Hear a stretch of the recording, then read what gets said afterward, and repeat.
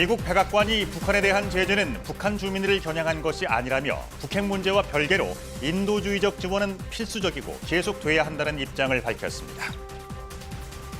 현행 거리두기 단계와 5명 이상 사적 모임 금지가 3주 더 연장되고 거리두기 2단계 지역의 유흥시설 집합이 금지됩니다.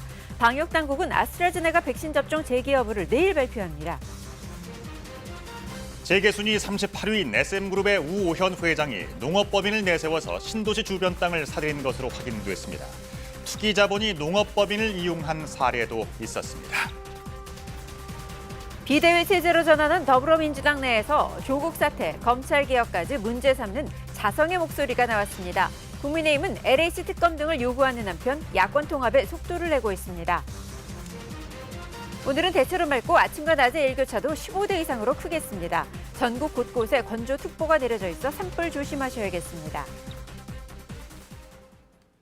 여러분 편안히 주무셨습니까? 토요일 아침에 뉴스광장 시작하겠습니다. 미국 백악관이 북한에 대한 제재는 북한 주민을 겨냥한 것이 아니며 인도주의적 지원은 필수적이라는 입장을 밝혔습니다. 북한 김정은 위원장이 최근 당세포 비서대회에서 간고한 고난의 행군을 결심했다고 밝힌 이후 나온 언급입니다. 워싱턴 김양순 특파원입니다.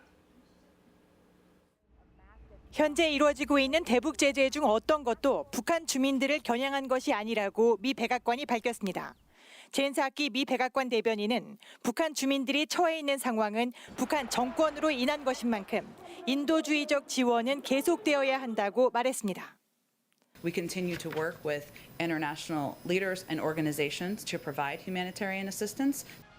백악관은 이어 북한의 핵 야망에도 불구하고 인도주의적 지원은 본질적이고 필수적이라고 믿는다고 덧붙였습니다.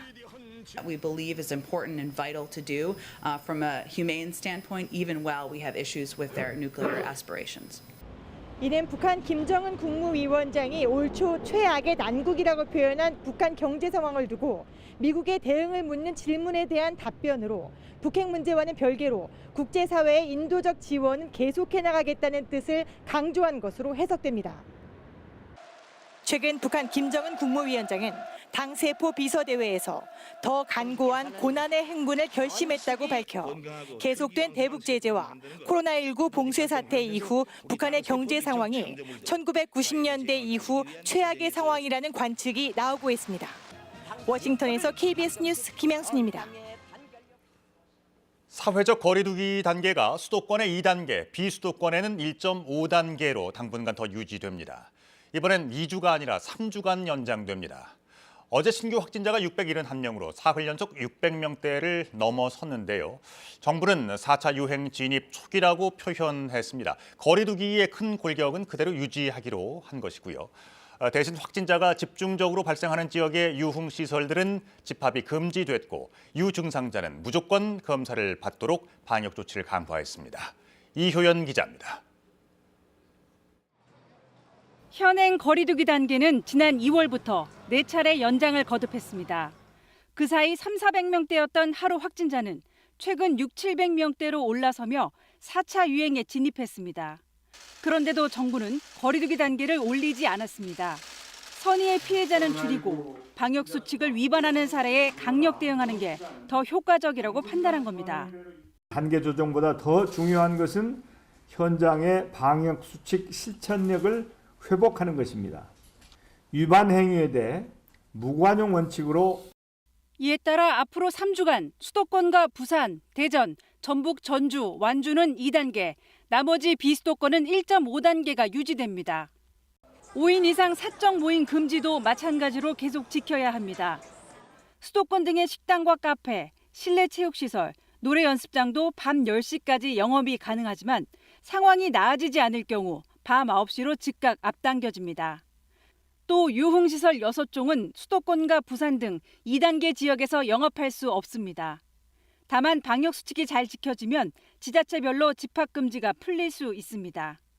또 강화되는 방역 조치는 선제 진단검사의 확대입니다. 앞으로 수도권 유증상자는 반드시 검사를 받도록 의무화됩니다. 의사나 약사에게 진단검사 권고를 받으면 48시간 이내에 검사를 받도록 행정명령이 내려집니다. 검사를 받지 않고 감염이 확인되는 경우 벌칙 적용과 치료비, 생계비 등을 지원하지 않겠습니다.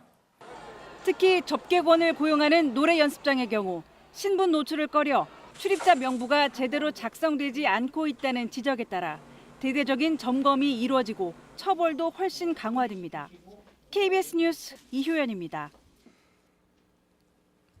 이번 거리두기 조정 방안 가운데 가장 핵심적인 조치로는 유흥시설 집합 금지를 들 수 있습니다.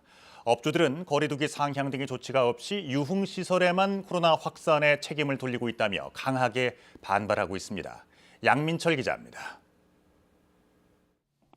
새벽 2시가 넘은 시간, 어두운 복도를 지나 불 꺼진 방해불을 켜자 노래방 소파에 누워있던 사람들이 몸을 일으킵니다. 자, 일어나세요. 일어나세요. 분당경찰서에서 나왔습니다. 일어나세요. 영업을 안 하는 것처럼 꾸며놨지만 실제로는 밤 10시 이후 영업을 하다가 적발됐습니다. 업주와 종업원, 손님 등 7명은 감염병 예방법 위반 혐의로 관할구청에 통보됩니다. 일부 유흥시설에 방역수칙 위반이 이어지는 가운데 부산은 유흥주점 관련 확진자가 300명을 넘었고 서울도 강남구 주점 관련 확진자가 20명을 넘는 등 확산 규모가 커지고 있습니다. 방역당국이 거리두기 2단계 지역의 유흥시설을 집합금지한 이유입니다. 다만 지역별 상황에 따라 집합금지가 아닌 22시 영업 제한을 적용할 수도 있게 했습니다. 이에 수도권과 부산 등에는 집합금지가 적용되지만 대전과 전북, 전남 지역 등에는 22시 운영 제한이 적용됩니다. 하지만 수도권의 유흥시설 업주들은 거리두기 조치가 상향되지 않았는데도 유흥시설만 집합금지를 적용하는 것은 형평성에 어긋날 뿐 아니라 확산 책임을 유흥시설에 돌리는 거라고 반발합니다. 일반 식당 가봐요. 호프집 가봐요. 네. 엄청나게 따닥따닥 붙었잖아요. 네. 근데 왜 유흥주점만 갖고 이렇게 하는지 몰라. 백화점 가봐요. 너 이렇게 갔다 왔는데 QR도 안 찍더라고. 네. 방역당국은 앞으로 1, 2주 내 확진자 수가 지금보다 배로 증가하는 더 큰 유행이 올 수 있다며 상황이 악화될 경우 이번 조치가 적용되는 5월 2일 전이라도 즉시 방역 조치나 거리두기 단계를 조정할 것이라고 밝혔습니다. KBS 뉴스 양민철입니다. 접종 후 혈전이 생긴다는 논란 때문에 일부 아스트라제네카 백신 접종이 보류된 상태입니다. 방역당국은 혈전과 백신 전문가 검토를 거친 뒤 접종 재개 여부를 내일 발표할 예정인데요. 이런 가운데 접종이 시작된 이후 요양병원과 시설 관련 확진자 수가 크게 줄고 있는 것으로 나타났습니다. 백신 효과일까요? 서병립 기자가 분석해봤습니다. 요양병원과 시설의 종사자와 입소자에 대한 접종은 지난 2월 26일부터 시작됐습니다. 40여일이 지난 지금 만 65세 미만은 접종 대상자 가운데 90% 정도 1차 접종을 마쳤습니다. 좀 더 뒤에 접종을 시작한 만 65세 이상의 경우는 요양병원이 약 62%, 요양시설은 약 46%가 접종을 완료했습니다. 접종 이후 요양병원과 시설 관련 확진자 수는 눈에 띄게 줄고 있습니다. 전체 확진자 가운데 요양병원과 시설 관련 확진자 비율은 접종 직전엔 9.7%에 달했습니다. 하지만 접종이 시작된 이후 점차 줄어들더니 최근엔 2%까지 떨어졌습니다. 이로 인해서 위중증 환자와 사망자 수가 줄어들면서 전체적인 확진자는 늘지만 사망자는 감소하는 상황에 기여되었습니다. 방역당국은 이미 시행해오던 종사자 대상 선제검사에다 백신 효과가 더해져 확진자가 줄었다고 분석했습니다. 요양병원은 선제적 검사를 통해서 확진자를 조기에 발견하는 노력을 해왔습니다. 이번 백신 접종을 통해서 또 하나의 방어막이 생겼습니다. 그래서 우리 요양병원은 점점 안전해지고 있는 것 같습니다. 앞으로의 과제는 역시 속도입니다. 지금 접종률이 높지 않은 요양원이나 요양병원도 특히 있거든요. 절반도 안 맞은 데도 있고 그래서 그런 데는 집단 발병 발생할 수는 있어요. 남은 숫자를 빨리 접종을 빨리 맞추는 게 중요해요. 특히 향후 4차 유행 상황에서 의료 대응 여력을 확보하기 위해서라도 75세 이상과 치약시설의 접종률과 속도를 높이는 게 중요하다고 전문가들은 강조합니다. KBS 뉴스 서병립입니다. KBS가 3기 신도시 예정부지와 경계 밖 500m까지의 토지 대장 2만 3천여 건을 전수 분석했는데요. 우리나라 상장사 등기 임원 13,000명 중에 47명이 3기 신도시 부지와 외곽에 땅을 소유한 것으로 나타났습니다. 이들 중 유별난 한그룹 회장님의 땅 투자법 우한을 기자가 취재했습니다. 고양 창릉 신도시 예정지 근처 임야. 나무가 앙상하게 말라 죽어갑니다. 냄새 맡아보니까 그러니까 구멍 뚫고 누가 제초제를 집어넣는 거예요. 주민들은 땅 주인 측을 의심합니다. 감히 남의 산을 지휘했습니까? 달교 관리인들이 한 짓이지 이게. 땅 주인은 우호현 SM그룹 회장, 53개 계열사를 거느린 재계순위 38위 신흥재벌입니다. 우 회장은 인근 땅 3필지를 더 사들였는데 2019년 5월 고양 창릉이 신도시 부지로 선정됐습니다. 소문은 16년도부터 여기가 이제 뭐 개발이 된다, 수용이 된다 이런 말들은 있었어요. 우 회장에게 땅을 판 건 삼라농원이란 농업법인. 주소지를 가보니 SM그룹이 나옵니다. 경남기업 회계팀 직원이시라면서요? 예, 맞아요. 근데 삼라농원 매매 현황을 알고 계세요? 상구를 제가 관리하니까요. SM그룹 계열사로 대표와 감사가 우 회장 딸들입니다. 삼라농원에 땅을 왜 그렇게 많이 사신 거죠? 잠깐 얘기할 수 있을까요? 아버님이 저 농사 짓나요? SM그룹 측은 뒤늦게 조경사업 허가가 나지 않아 우 회장에게 개인 텃밭 용도로 땅을 판 것이라고 밝혀왔습니다. 또 삼라농원은 정상적으로 농업 경영을 하고 있다고 밝혔습니다. 삼라농원이 보유한 수도권 임야와 농지 3곳을 찾았지만 아무런 흔적도 확인하지 못했습니다. 건설회사를 하시니 그분 농사 지을 것도 아닌 것 같고 해주세요 그랬더니 그건 아니래 관리를 한다고 그러더라고요. 취재 결과 삼라농원의 땅은 전국에 걸쳐 있었습니다. 확인한 것만 7만 4천여 제곱미터에 이릅니다. 적은 비용으로 농업회사 법인을 지배함으로써 농업회사 법인이 가지고 있는 농지까지 실질적으로 소유할 수 있게 되는. 우 회장은 별도로 개인 농지 30여 필지도 보유 중입니다. SM그룹은 우 회장이 부정기적으로 농사를 짓고 있다고 밝혔습니다.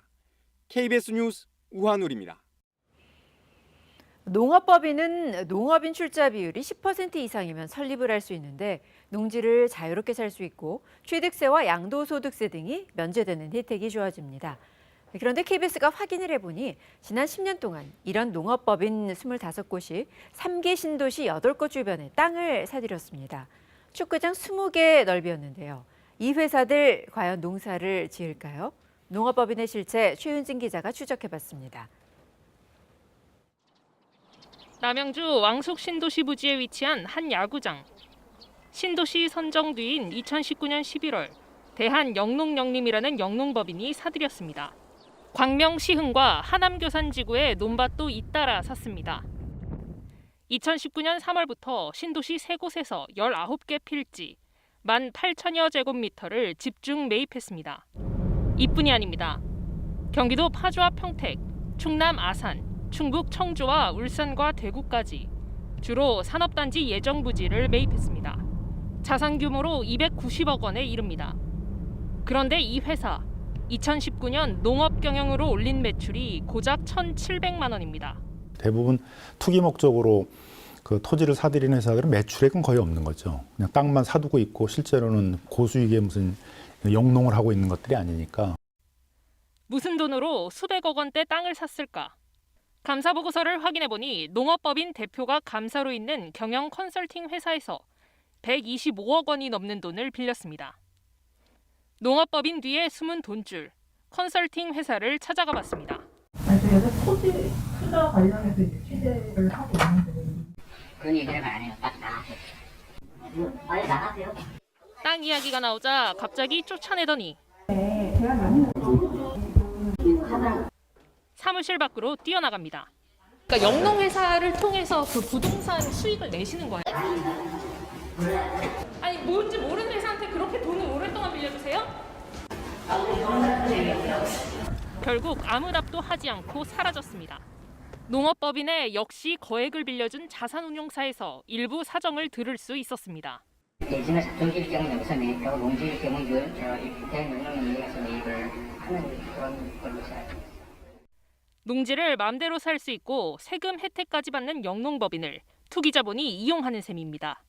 개발만 되게 되면 큰 투기 수익을 얻는 그런 구조라는 것들이 알려지면서 전문적으로 원래 자본시장에서 활약해야 될 회사들이 농지 투기에까지 진출하게 된 것이죠.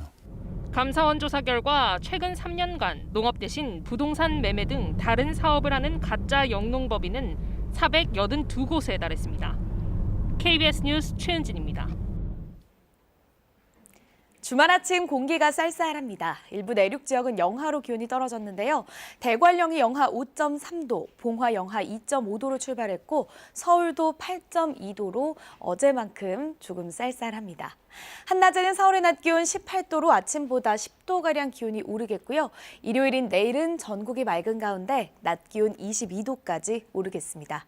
월요일에는 전국에 비가 내리면서 서울의 낮 기온 16도로 다시 선선해지겠습니다.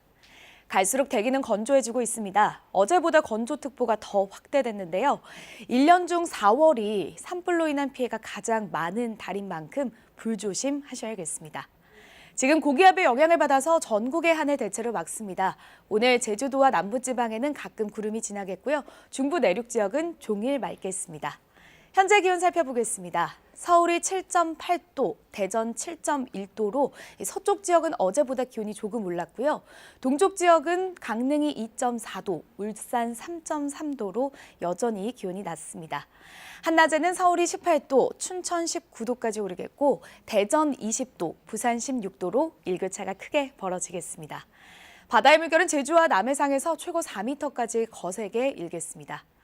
다음 주 월요일과 화요일에는 전국에 비 소식이 있는데요. 제주도와 남해안을 중심으로 많은 비가 내릴 것으로 예상됩니다. 날씨 정보 전해드렸습니다.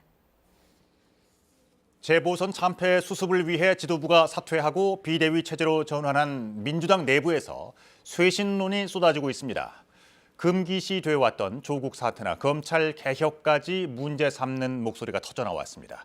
한편 재보선 승리에 힘을 받은 국민의힘은 여당을 압박하면서 야권 통합에도 시동을 걸었습니다. 보도에 손서영 기자입니다. 내로남불의 수렁에서 하루속히 빠져나오겠다. 지도부 총사퇴 후 첫 공개 비대위 회의. 뼈아픈 비판을 부인하지 않았습니다. 민심 앞에 토달지 않겠습니다. 변명도 하지 않겠습니다. 국민과 소통하고 경청하는 것에서부터 다시 시작하겠습니다. 하지만 당내에선 친문계 핵심 의원을 비대위원장으로 선정한 것을 놓고 이게 쇄신이냐는 반발도 나왔습니다. 당내 특정 세력의 대표를 내세웠다. 이 사람들이 아직도 국민을 바보로 보는 거 아닌가. 초선 의원들도 목소리를 내기 시작했습니다. 당원 당규를 바꿔 이번에 공천한 것부터 잘못됐다. 박원순 전 시장 성폭력 피해자에 대한 사과도 두루뭉술했다고 반성했습니다. 2030 의원들은 조국 사태와 검찰개혁에 대한 자성 필요성까지 강조했습니다. 추미애 윤석열 갈등으로 점철된 추진 과정에서 국민들의 공감대를 잃고 말았습니다. 조국 전 장관이 검찰개혁의 대명사라고 생각했습니다. 압승을 거둔 국민의힘은 여당 압박에 나섰습니다. 청와대를 포함해 기간 제한 없는 LH 특검에 이어 백신 공급에 대한 국정조사까지 요구했습니다. 이제라도 백신 확보부터 접종까지 전 과정을 다시 한번 국민에게 소상히 보고하고 점검해봐야 할 것입니다. 야권 통합에도 한층 속도를 내고 있습니다. 주호영 당대표 권한대행은 차기 지도부 선출과 관련해 국민의당과 합당 문제부터 정리돼야 한다고 밝혔습니다. 통합전당대회로 치러지면 안철수 대표도 출마할 수 있다는 입장입니다. 주호영 대행은 윤석열 전 검찰총장도 대선을 치르기 위해 결국 국민의힘에 입당할 거라고 전망했습니다. KBS 뉴스 손서영입니다. 엘리자베스 2세 영국 여왕의 남편 필립 공이 99세의 나이로 별세했습니다. 70여 년 세월 여왕의 곁을 지키며 외조해왔던 필립 공의 별세에 영국은 물론 세계 각국이 애도를 표했습니다.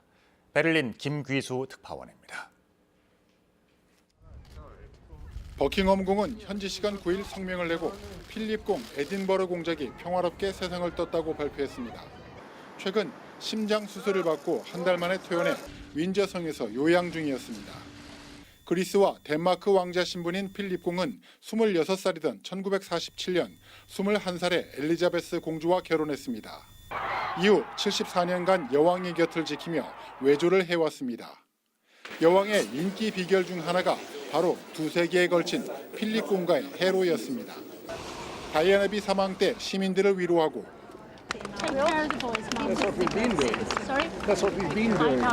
장례식 행렬 때 손자들 옆에서 함께 걸어준 것도 필립공이었습니다. 2017년 은퇴 전까지 여왕의 공식 행사를 함께했고 1999년 여왕 국빈 방한 때도 함께했습니다. 자신의 자규를 딴 에딘버러 공작상이란 청소년 프로그램을 만들어 세계 100여 개 나라에서 운영 중이고 환경운동에도 적극적이었습니다. 버킹엄궁엔 필립공의 명복을 빌기 위한 시민들의 헌화가 줄을 이었고 정치권도 애도를 표했습니다. Her Majesty said that our country owed her husband a greater debt than he would ever claim or we shall ever know. And I'm sure that estimate is correct. 바이든 미국 대통령 등 세계 정상들도 영국 왕실과 영국 국민들에게 위로를 건넸습니다. 한편 남편 필립공이 세상을 떴지만 엘리자베스 여왕은 국왕의 임무를 계속 수행할 것으로 보인다고 로이터 통신이 보도했습니다. 베를린에서 KBS 뉴스 김기수입니다. 세계 최대의 전자상거래 업체인 아마존의 미국 내 노조 결성 시도가 결국 무산됐습니다. 조 바이든 대통령이 아마존 노조 결성을 공개적으로 지지하고 나서면서 미국 사회에서도 큰 관심이 모아졌는데요. 아마존은 미국에서 무노조 경영을 계속 이어가게 됐습니다. 뉴욕 한보경 특파원입니다.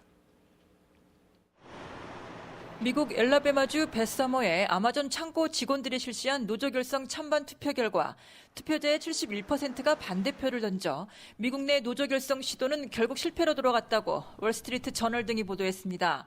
이번 벳서머 지역에서 노조 설립 추진에 도화선이 된 건 코로나19 사태와 관련한 부실한 방역 조치와 창고 직원들의 열악한 노동 환경 등이었습니다. 이달 초엔 창고 직원들이 화장실에 갈 틈이 없어 페트병에 소변을 볼 정도라는 폭로에 아마존 측이 반박을 번복하고 공개 사과하기도 했습니다. 조 바이든 미국 대통령도 나서서 이번 노조 결성 투표를 지지하고 나서면서 큰 사회적 관심이 모아졌습니다. Workers in Alabama and all across America are voting on whether to organize a union in their workplace. This is vitally important. 아마존은 미국 내 직원 수가 90만 명을 웃도는 두 번째로 큰 민간 사업장이라 이번에 만약 노조가 결성됐다면 미국 전역의 아마존 직원들이 비슷한 시도를 하게 됐을 거라고 미국 언론들은 전했습니다. One is that it represents the voice of the Amazon workers and really democracy in action. 하지만 아마존 측은 미국 평균보다 2배 더 많은 최저임금 그리고 의료보험 등의 각종 직원 복지를 줄곧 강조해 왔습니다. 유럽 일부 지역 사업장에 노조가 설립돼 있는 아마존은 미국에선 창업 이후 30년 가까이 유지해온 무노조 경영을 계속 이어가게 됐습니다. 뉴욕에서 KBS 뉴스 한보경입니다. 러시아가 우크라이나 내전 사태에 군사적으로 개입할 가능성을 경고하고 나섰습니다. 러시아가 우크라이나와의 접경 지역에 군사력을 증강하고 있다는 외신 보도도 나오고 있습니다. 모스크바에서 김준호 특파원이 보도합니다. 드미트리 코작 러시아 대통령 행정실 부실장은 우크라이나가 돈바스 지역을 장악하고 있는 분리주의 반군을 상대로 총력전을 벌일 경우 친러시아 주민들을 보호하기 위해 러시아가 개입할 수 있다고 경고했습니다.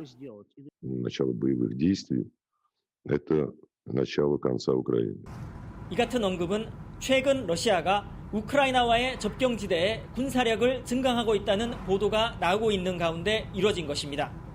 우크라이나 또한 볼로디미르 젤렌스키 대통령이 현지 시간 그제와 어제 연이어 돈바스 지역 군부대를 시찰하는 모습을 공개했습니다. Військові роблять все, щоб захищати нашу державу і щоб втримувати і втримувати режим припинення вогню. 이처럼 돈바스 지역을 둘러싼 러시아와 우크라이나 간의 긴장이 고조되면서 서방 국가들은 경고와 우려의 목소리를 내고 있습니다. 외신에 따르면 미국은 러시아를 견제하기 위해 다음 주 군함 2척을 흑해로 파견할 예정입니다. 앙겔라 메르켈 독일 총리도 최근 푸틴 러시아 대통령과의 통화에서 돈바스 지역 긴장 고조에 대해 우려를 표명한 바 있습니다.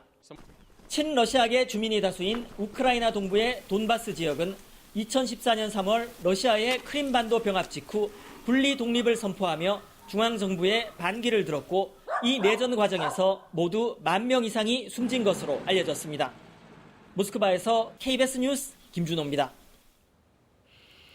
청와대의 울산시장 선거 개입 의혹을 수사해온 검찰이 이진석 청와대 국정상황실장을 선거법 위반 혐의로 기소하고 수사를 사실상 마무리했습니다. 지난해 1월 송철호 울산시장 등을 재판에 넘긴 지 1년 3개월 만입니다. 당시 임종석 청와대 비서실장 등 이른바 윗선 개입 의혹에 대해선 증거가 부족하다며 불기소했습니다. 김민철 기자가 보도합니다.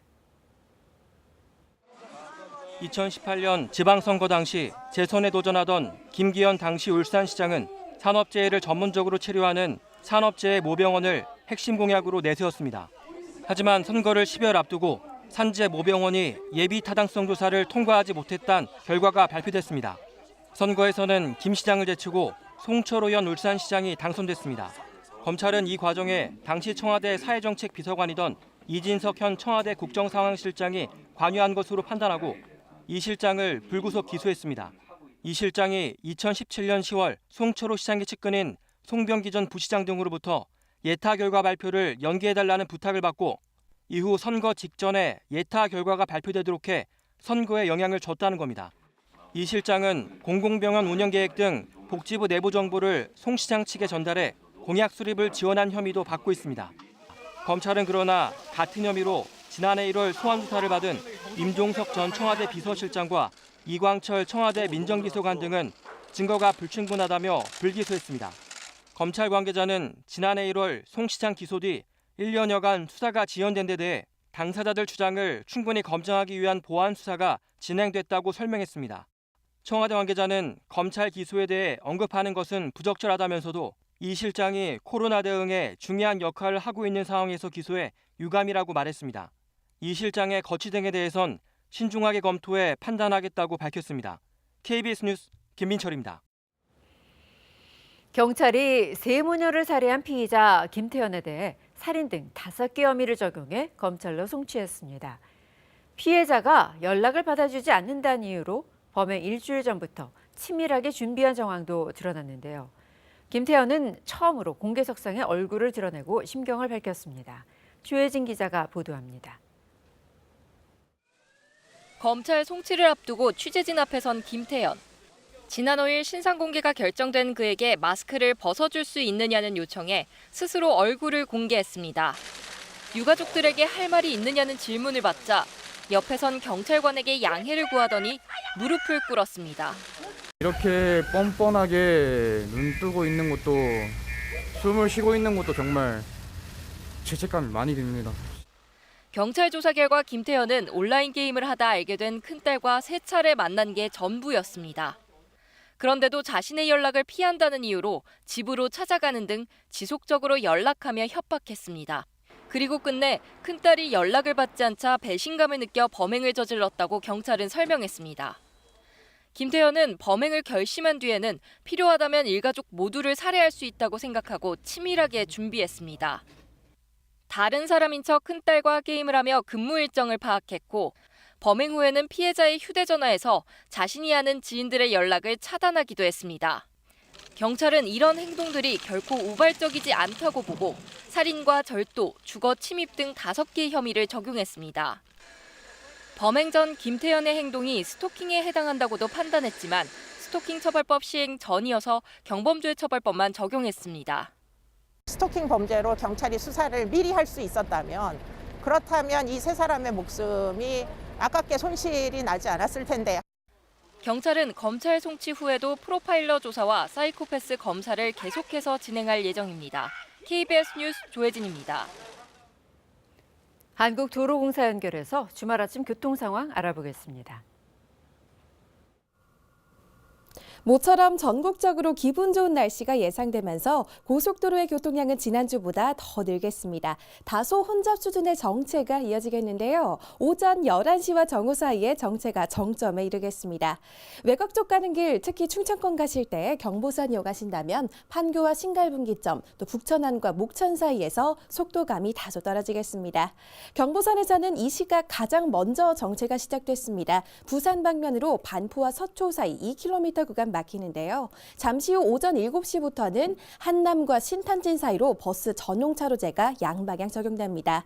서해안선의 경우 평소 자주 막히는 금천 일대 포함해 전 구간 지금은 수월하게 지나지만 외곽 쪽으로 점차 서해대교 부근 지나기 어려워지겠고요. 지금은 곳곳에 서 있는 고장차도 주의하셔야겠습니다. 영동선 강릉 쪽으로 동군포 일대, 갓길 쪽에는 화물차가 고장으로 서 있습니다. 전좌석 안전띠 착용 잊지 마시고요. 고속도로 교통방송이었습니다. 주말 아침 대부분 지역의 기온이 5도 안팎에 머물러 있습니다. 일부 내륙 지역은 영하로 기온이 떨어졌는데요. 대관령이 영하 5.6도, 봉화도 영하 2.9도로 출발했습니다. 어제보다 기온이 떨어진 곳이 많아서 농작물 피해 없도록 유의하셔야겠습니다. 한낮에는 서울 낮 기온 18도로 아침보다 10도가량 기온이 껑충 뛰어오르겠습니다. 일요일인 내일은 전국이 대체로 맑겠고요. 내일 서울의 낮 기온 22도로 오늘보다 날이 더 포근하겠습니다. 다만 월요일에는 전국에 비가 내리면서 기온이 떨어져 날이 선선해지겠습니다. 대기는 계속 건조해지고 있습니다. 어제보다 건조특보가 확대됐는데요. 4월이 1년 중 산불로 인한 피해가 가장 많은 만큼 불조심하셔야겠습니다. 지금 내륙 지역에는 맑은 하늘이 드러나 있습니다. 오늘 고기압의 영향을 종일 받겠고요. 제주도와 남부지방에는 가끔 구름이 지나겠고 중부지방은 종일 맑은 하늘 드러나겠습니다. 현재 기온 살펴보겠습니다. 서쪽 지역은 어제보다 기온이 조금 올랐습니다. 서울이 7.8도 가리키고 있고요. 동쪽 지역은 강릉이 2.4도, 대구 2.6도에 머물러 있습니다. 한낮에는 서울이 18도, 춘천 19도 예상되고 대전과 광주는 20도까지 오르겠습니다. 동풍이 불어드는 동해안 지역은 15도 안팎에 머물겠습니다. 날씨 전해드렸습니다. 미국 백악관이 북한에 대한 제재는 북한 주민들을 겨냥한 것이 아니며 인도주의적인 지원은 필수적이라는 입장을 밝혔습니다. 북한 김정은 위원장이 최근 당세포 비서대회에서 간고한 고난의 행군을 결심했다고 밝힌 이후에 나온 언급입니다. 워싱턴 김양순 특파원입니다. 현재 이루어지고 있는 대북 제재 중 어떤 것도 북한 주민들을 겨냥한 것이 아니라고 미 백악관이 밝혔습니다. 젠 사키 미 백악관 대변인은 북한 주민들이 처해 있는 상황은 북한 정권으로 인한 것인 만큼 인도주의적 지원은 계속되어야 한다고 말했습니다. We continue to work with international leaders and organizations to provide humanitarian assistance. 백악관은 이어 북한의 핵 야망에도 불구하고 인도주의적 지원은 본질적이고 필수적이라고 믿는다고 덧붙였습니다. We believe is important and vital to do from a humane standpoint, even while we have issues with their nuclear aspirations. 이는 북한 김정은 국무위원장이 올 초 최악의 난국이라고 표현한 북한 경제 상황을 두고 미국의 대응을 묻는 질문에 대한 답변으로 북핵 문제와는 별개로 국제사회의 인도적 지원은 계속해 나가겠다는 뜻을 강조한 것으로 해석됩니다. 최근 북한 김정은 국무위원장은 당세포 비서대회에서 더 간고한 고난의 행군을 결심했다고 밝혀 계속된 대북 제재와 코로나19 봉쇄 사태 이후 북한의 경제 상황이 1990년대 이후 최악의 상황이라는 관측이 나오고 있습니다. 워싱턴에서 KBS 뉴스 김양순입니다. 이달 들어서 코로나19 확진자 수가 크게 늘면서 방역당국은 4차 유행을 우려하고 있습니다.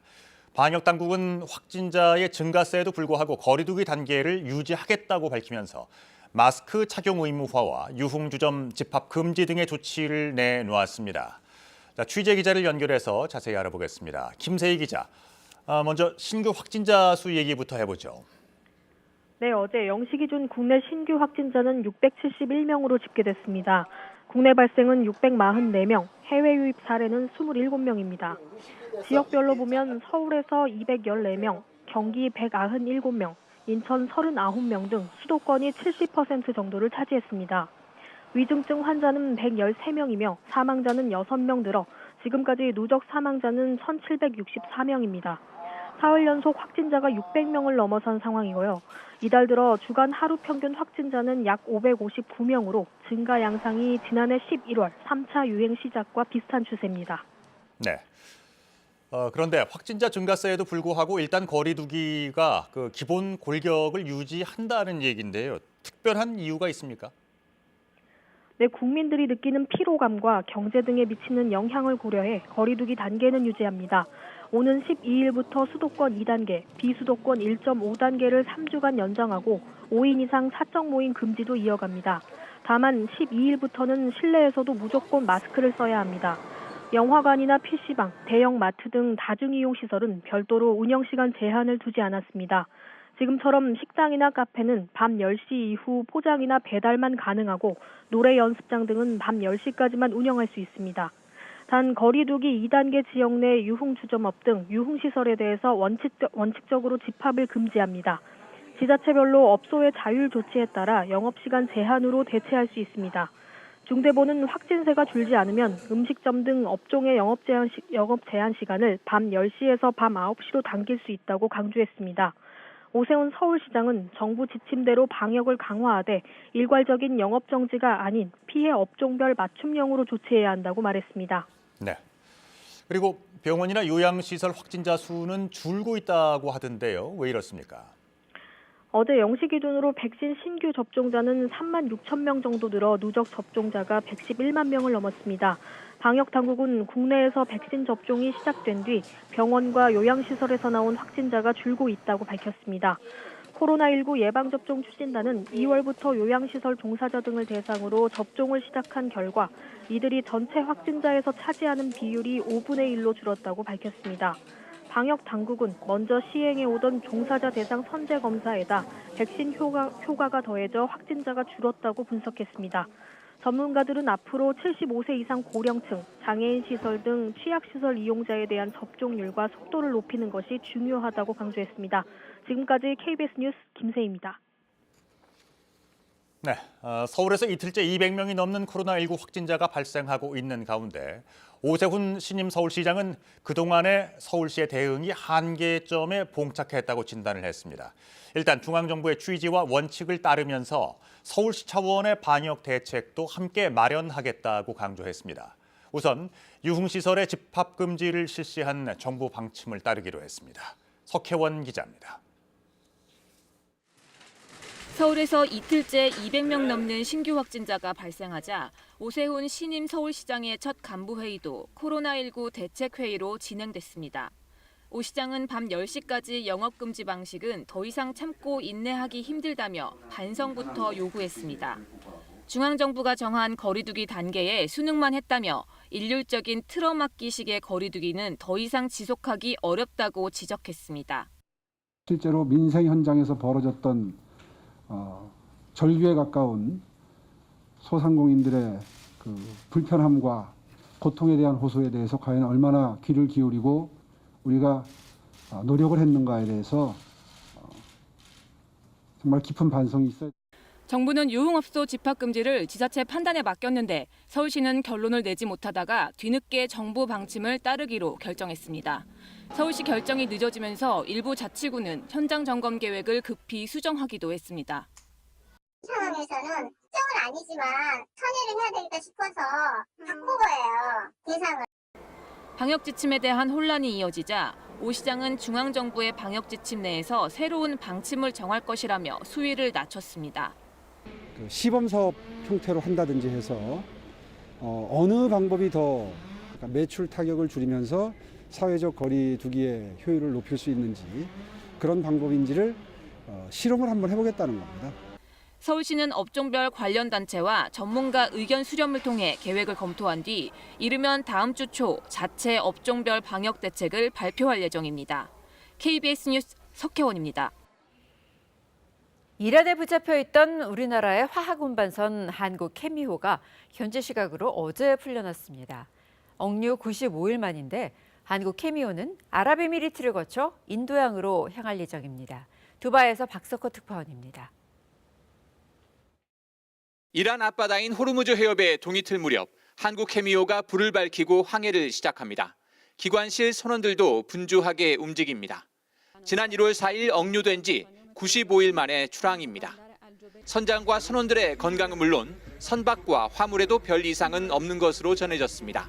출항 전에 한 일주일 전에 닥터들이 다 올라와서 검사를 한번 했다고 그래요. 이제까지 건강한 상태로 다 지금 출항을 잘 했습니다.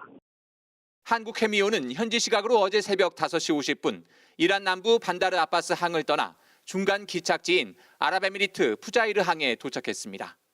이란 측은 선박과 선장이 과거에 환경오염을 일으킨 적이 없는 점을 고려해 배를 풀어줬다고 설명했습니다. 납포 당시에 해양오염이 정말 있었는지는 설명하지 않았습니다. 이 때문에 이란 동결자금 해결을 노리고 선박을 납포했던 이란이 미국과 제재 해제 협상을 시작하면서 선박을 풀어준 것이란 분석이 나옵니다.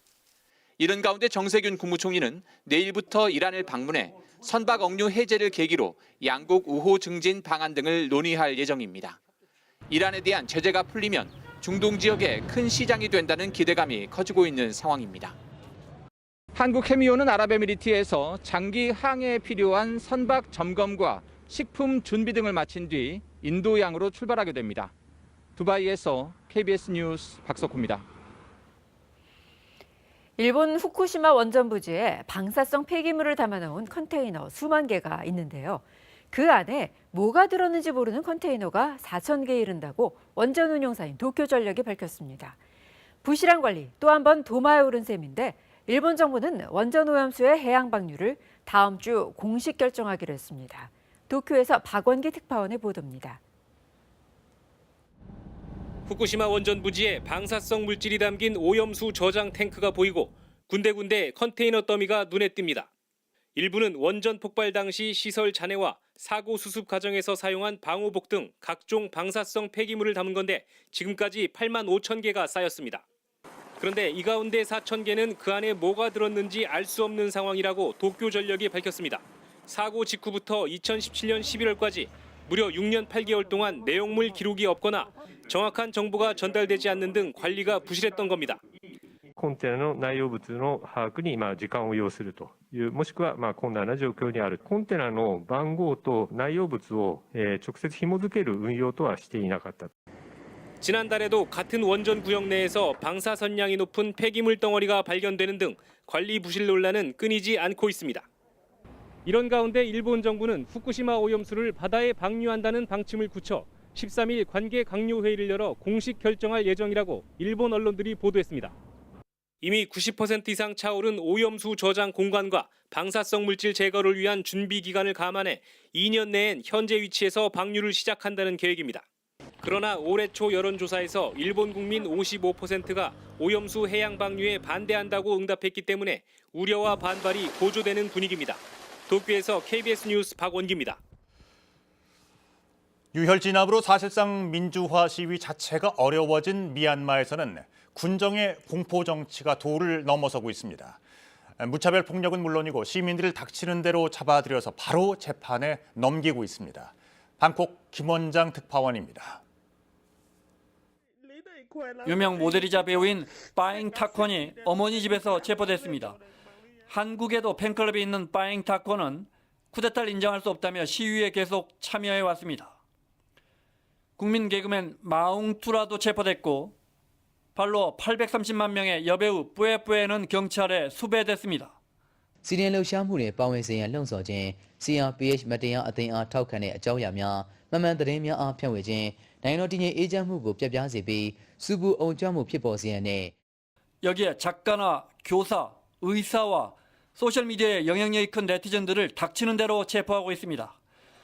미얀마 군부는 지금까지 57명의 기자들을 체포해 이 중 20여 명은 이미 군사법원에서 징역형을 선고받았습니다. 심지어 군부를 비판한 영국 주재 미얀마 대사는 자신의 대사관에서 쫓겨났습니다. Will you return home if they don't support you?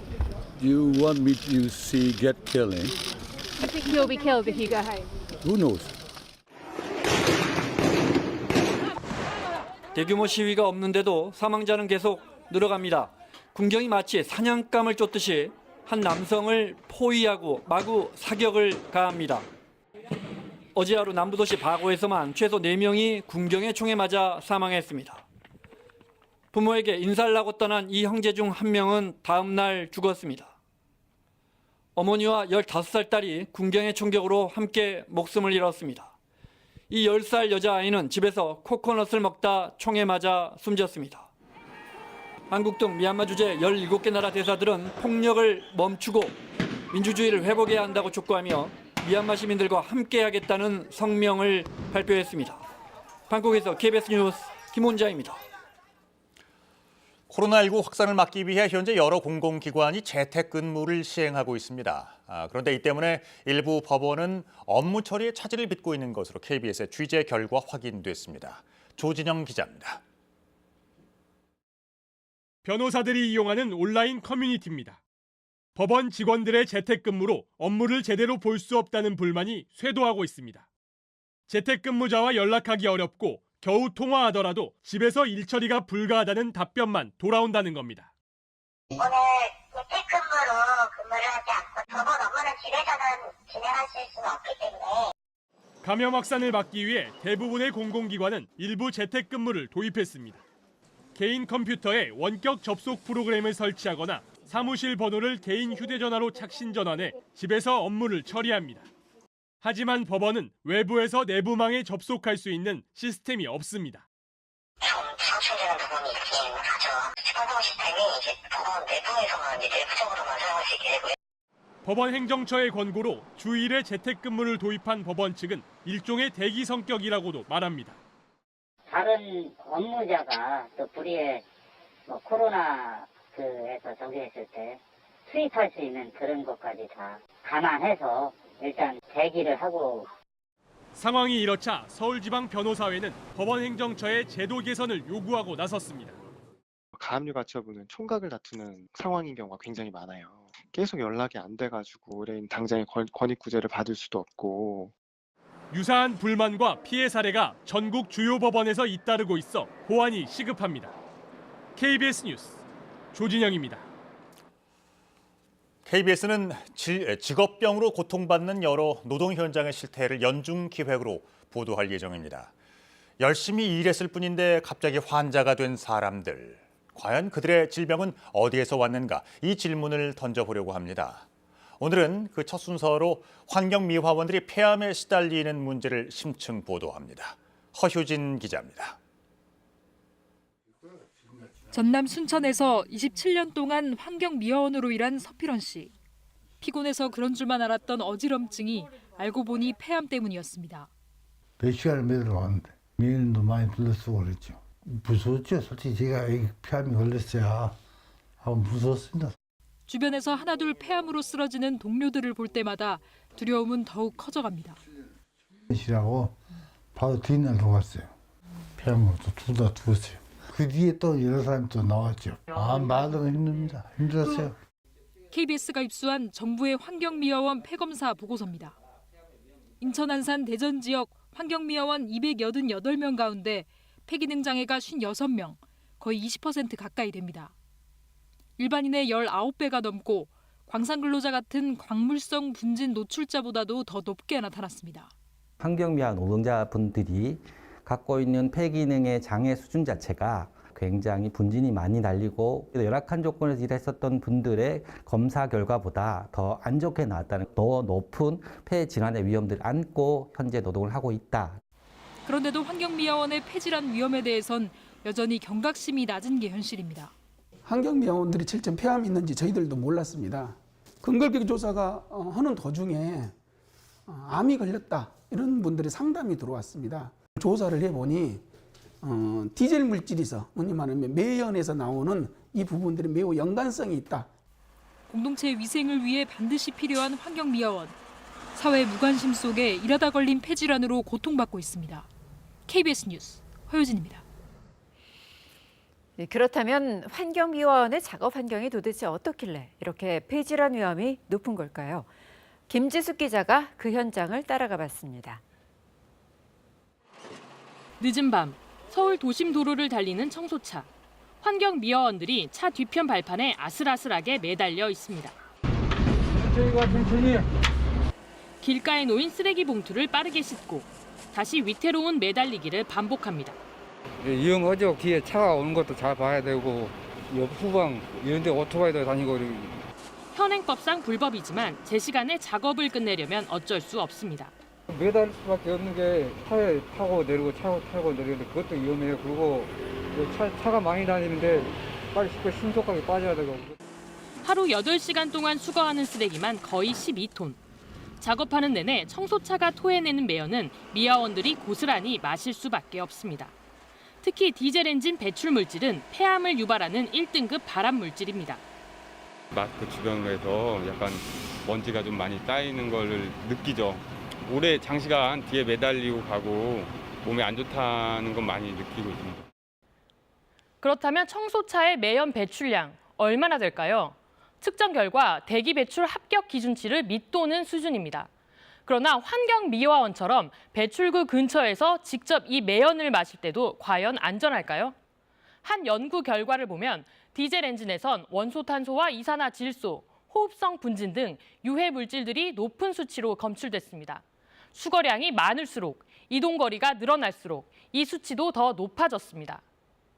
그 노출 수준이 낮아지는 건 맞는데 그렇다고 그게 폐암 발암 물질이 아닌 게 아니잖아요. 위험한 노출 수준이긴 노출 수준인 거죠. 환경미화원들은 오늘도 폐질환의 위험을 안고 매연을 내뿜는 청소차에 매달려 거리로 나서고 있습니다. KBS 뉴스 김지숙입니다. 그럼 이 문제를 어떻게 해결해야 할지 해법도 한번 생각해 보겠습니다. 무엇보다 디젤 청소차를 매연이 없는 친환경차로 바꾸는 게 시급해 보입니다. 이어서 김준범 기자입니다. 청소차 뒤에서 매연을 뒤집어 써야 하지만 보호 장비는 열악하기만 합니다. 설문을 해보니 방진 마스크를 받는다는 응답 10명 중 4명이 안 됩니다. 심할 때는 숨이 푹 막히죠. 이거 샤워할 때 되면 코 같은 거 풀면 검정 나오고. 결국 디젤차를 친환경차로 바꿔 매연 자체를 막는 게 가장 확실한 해법입니다. 디젤 차량 자체를 쓰지 않으면 뭐 폐암 발암 인자가 아예 나오지 않게 되는 거니까 그만큼 안전하게 되는 거죠. 그래서 그 원인을 없애는 게 가장 중요한 것 같습니다. 친환경 청소차는 일반 디젤차보다 3천만 원 정도 비쌉니다. 전국 청소차는 12,000여 대지만 정부의 구입 보조금 예산은 매년 수십 대 수준에 불과합니다. 버스와 비교해보면 정책 의지의 차이가 뚜렷합니다. 불과 몇 년 전에는 서울에 있는 시내버스나 대도시에 있는 시내버스가 다 경유했습니다. 그런데 시간이 흐르고 나서 어느 날부터인가 경유차가 없어졌습니다. 그건 환경 문제가 있고 서울 시민들의 건강 문제가 있기 때문에. 미화원의 폐질환을 집중 검사하는 특수 건강 검진도 올해 시작은 했지만 미화원이 아닌 사업주가 신청한 경우만 검사한다는 한계가 있습니다. KBS 뉴스 김준범입니다. 도심과 떨어진 창고에서 자동차를 불법 정비한 일당이 경찰에 적발됐습니다. 정비 자격증도 없었는데 시중가보다 절반가량 싸게 해준다며 자동차를 수리해왔습니다. 민소영 기자의 보도입니다. 제주 시내 한 창고입니다. 기다려. 경찰이 현장을 덮치자 뿌연 먼지가 가득한 작업장이 드러나고 마스크를 쓴 남성들이 서둘러 자리를 피합니다. 창고 한쪽에는 흰색 천으로 덮어둔 차량이 보이고 조금 전까지 작업한 흔적들이 곳곳에서 발견됩니다. 정비사 자격이 없는 이들은 이 창고에서 차량 판금과 도색 등 불법으로 자동차 정비를 해왔습니다. 시중가보다 많게는 한 50% 정도는 싸게 준다고 봐야죠. 하루에 몇 대 정도 좀 작업을 하세요? 4-5대. 작업장 옆 창고입니다. 보시는 것처럼 아직 열지도 않은 차량용 페인트가 수북이 쌓여 있습니다. 이들은 도색 작업 과정에서 발생하는 페인트 분진 등 인체에 치명적인 유해 물질을 배출하는 시설도 설치하지 않고 불법 정비소를 운영해 왔습니다. 자치경찰은 적발된 현장에서 유명 렌터카 업체 차량이 발견된 점을 미뤄 차량 정비를 맡긴 업체나 브로커 등이 있는지도 수사하고 있습니다. 기술력이라든지 이런 게 일반 그 등록업체보다는 아무래도 부족하다 보니까 자동차 안전이라든지 나중에 화재가 발생했을 때 자치경찰은 업주를 입건하고 해당 업체를 폐쇄하는 한편 단속을 확대해 나갈 계획입니다. KBS 뉴스 민소영입니다. 우리 독자 기술로 만든 최초의 국산 초음속 전투기가 처음 공개되며 KF-21 보라매로 명명됐습니다. 제작 전 과정을 국내 기술진 주도로 진행했는데 20년 만에 결실을 맺었습니다. 신선민 기자가 보도합니다.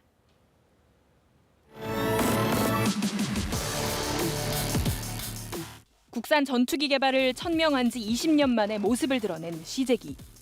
공식 명칭은 KF-21 보라매로 정했습니다. 7.7톤 무장 탑재력에 부분적이지만 스텔스 기능을 갖춘 4.5세대 전투기로 국내 기술진이 주도했습니다. 에이사 레이더 같은 핵심 기술도 자체 개발했습니다. 80여 개의 주요 부품 대부분을 순수 국산 기술로 개발을 했고 일부는 부분 국산화하는 등 국내 기업들과 긴밀하게 협력해 왔습니다. 전투기 자체 개발에 18조 원 넘게 드는 사업이라 해외에서 사오는 게 더 이익 아니냐는 논란도 많았습니다. 여기에 미국이 핵심 기술 이전을 거부하며 난항도 겪었지만 우여곡절 끝에 65%의 부품 국산화율이 가능해질 전망입니다. 우리 손으로 만든 첨단 초음속 전투기를 갖게 되었습니다. 자주국방의 새로운 시대가 열렸습니다. 남은 과제는 수요 확보입니다. 수출을 염두에 두고 인도네시아와 공동 개발해왔지만 인도네시아가 분담금을 연체하고 있는 건 우려스러운 대목입니다. 시제기 출고에 맞춰 인도네시아 국방장관이 방한했지만 분담금 해결 방안은 아직 나오지 않았습니다. KF-21은 내년 시험 비행, 무장 시험을 거쳐 2032년까지 120대가 실전 배치됩니다. 개발이 완료되면 한국은 4.5세대 이상 초음속 전투기를 개발한 8번째 국가가 됩니다. KBS 뉴스 신선민입니다. 주말 아침 나가실 때 따뜻하게 챙겨 입으셔야겠습니다. 대부분 지역의 기온이 5도 안팎에 머물러 있고요. 짙은 파란색으로 보이는 지역은 영하로 기온이 떨어졌습니다. 오늘 아침 대관령이 영하 5.6도, 봉화 영하 2.9도로 출발했습니다. 서울의 아침 기온은 7.8도로 출발했는데요. 한낮에는 18도까지 오르면서 포근하겠습니다. 일요일인 내일은 전국이 대체로 맑은 가운데 내일 서울의 낮 기온은 22도로 오늘보다 무려 4도가량 기온이 더 오르겠습니다. 다음 주 월요일에는 전국에 비가 내리면서 날이 선선해지겠습니다. 대기는 계속 건조해지고 있는데요. 어제보다 건조특보가 확대됐습니다. 산을 찾으시는 분들 산불 등 화재 예방에 각별히 유의하셔야겠습니다. 지금 전국의 하늘 표정은 대체로 맑습니다. 오늘 고기압의 영향을 받아서 전국의 하늘 종일 맑겠고요. 제주와 남부지방에는 가끔 구름이 지나겠습니다. 현재 기온 살펴보겠습니다. 서울이 7.8도, 춘천 3도, 대구는 2.6도에 머물러 있고요. 한낮에는 서울이 18도, 대전과 광주 20도까지 오르겠고 동풍이 불어드는 동해안 지역은 15도 안팎에 머물겠습니다. 강릉 17도, 포항과 울산은 14도 예상됩니다. 바다의 물결은 제주도와 남해상에서 최고 4m까지 거세게 일겠고요. 지금 제주와 남해상에는 풍랑주의보가 발효 중입니다. 다음 주 월요일과 화요일에는 전국에 비 소식이 들어 있습니다. 제주도와 남해안을 중심으로 꽤 많은 양의 비가 집중될 것으로 예상됩니다. 날씨 정보 전해드렸습니다. 미국 백악관이 북한에 대한 제재는 북한 주민들을 겨냥한 것이 아니며 북핵 문제와는 별도로 인도주의적 지원은 필수적이고 계속돼야 한다는 입장을 밝혔습니다. 현행 거리두기 단계에 5명 이상 사적 모임 금지가 3주 더 연장되고 거리두기 2단계 지역의 유흥시설 집합이 금지됩니다. 방역당국은 아스트라제네카 백신 접종 재개 여부를 내일 발표합니다. 재계 순위 38위인 SM그룹의 우오현 회장이 농업법인을 세워서 신도시 주변 땅을 사들였던 것으로 확인됐습니다. 투기 자본이 농업법인을 이용한 사례도 있었습니다. 비대위 체제로 전환한 더불어민주당 내에서 조국 사태, 검찰개혁까지 문제 삼는 자성의 목소리가 나왔습니다. 국민의힘은 LH 특검 등을 요구하는 한편 야권 통합에 속도를 내고 있습니다. 미국 백악관이 북한에 대한 제재는 북한 주민들을 겨냥한 것이 아니며 인도주의적 지원은 필수적이란 입장을 밝혔습니다. 북한 김정은 위원장이 최근 당세포 비서대회에서 간고한 고난의 행군을 결심했다고 밝힌 이후에 나온 언급입니다. 워싱턴 김양순 특파원입니다. 현재 이루어지고 있는 대북 제재 중 어떤 것도 북한 주민들을 겨냥한 것이 아니라고 미 백악관이 밝혔습니다. 젠 사키 미 백악관 대변인은 북한 주민들이 처해 있는 상황은 북한 정권으로 인한 것인 만큼 인도주의적 지원은 계속되어야 한다고 말했습니다.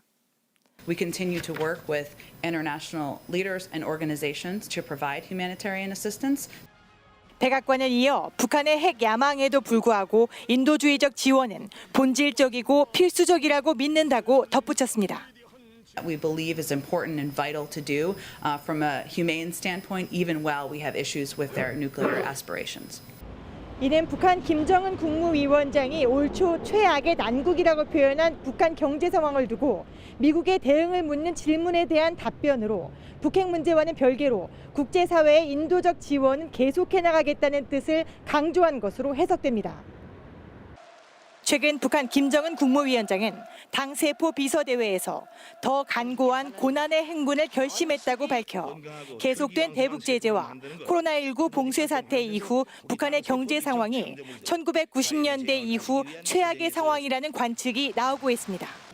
워싱턴에서 KBS 뉴스 김양순입니다. 사회적 거리두기가 수도권의 2단계, 비수도권의 1.5단계로 당분간 더 유지됩니다.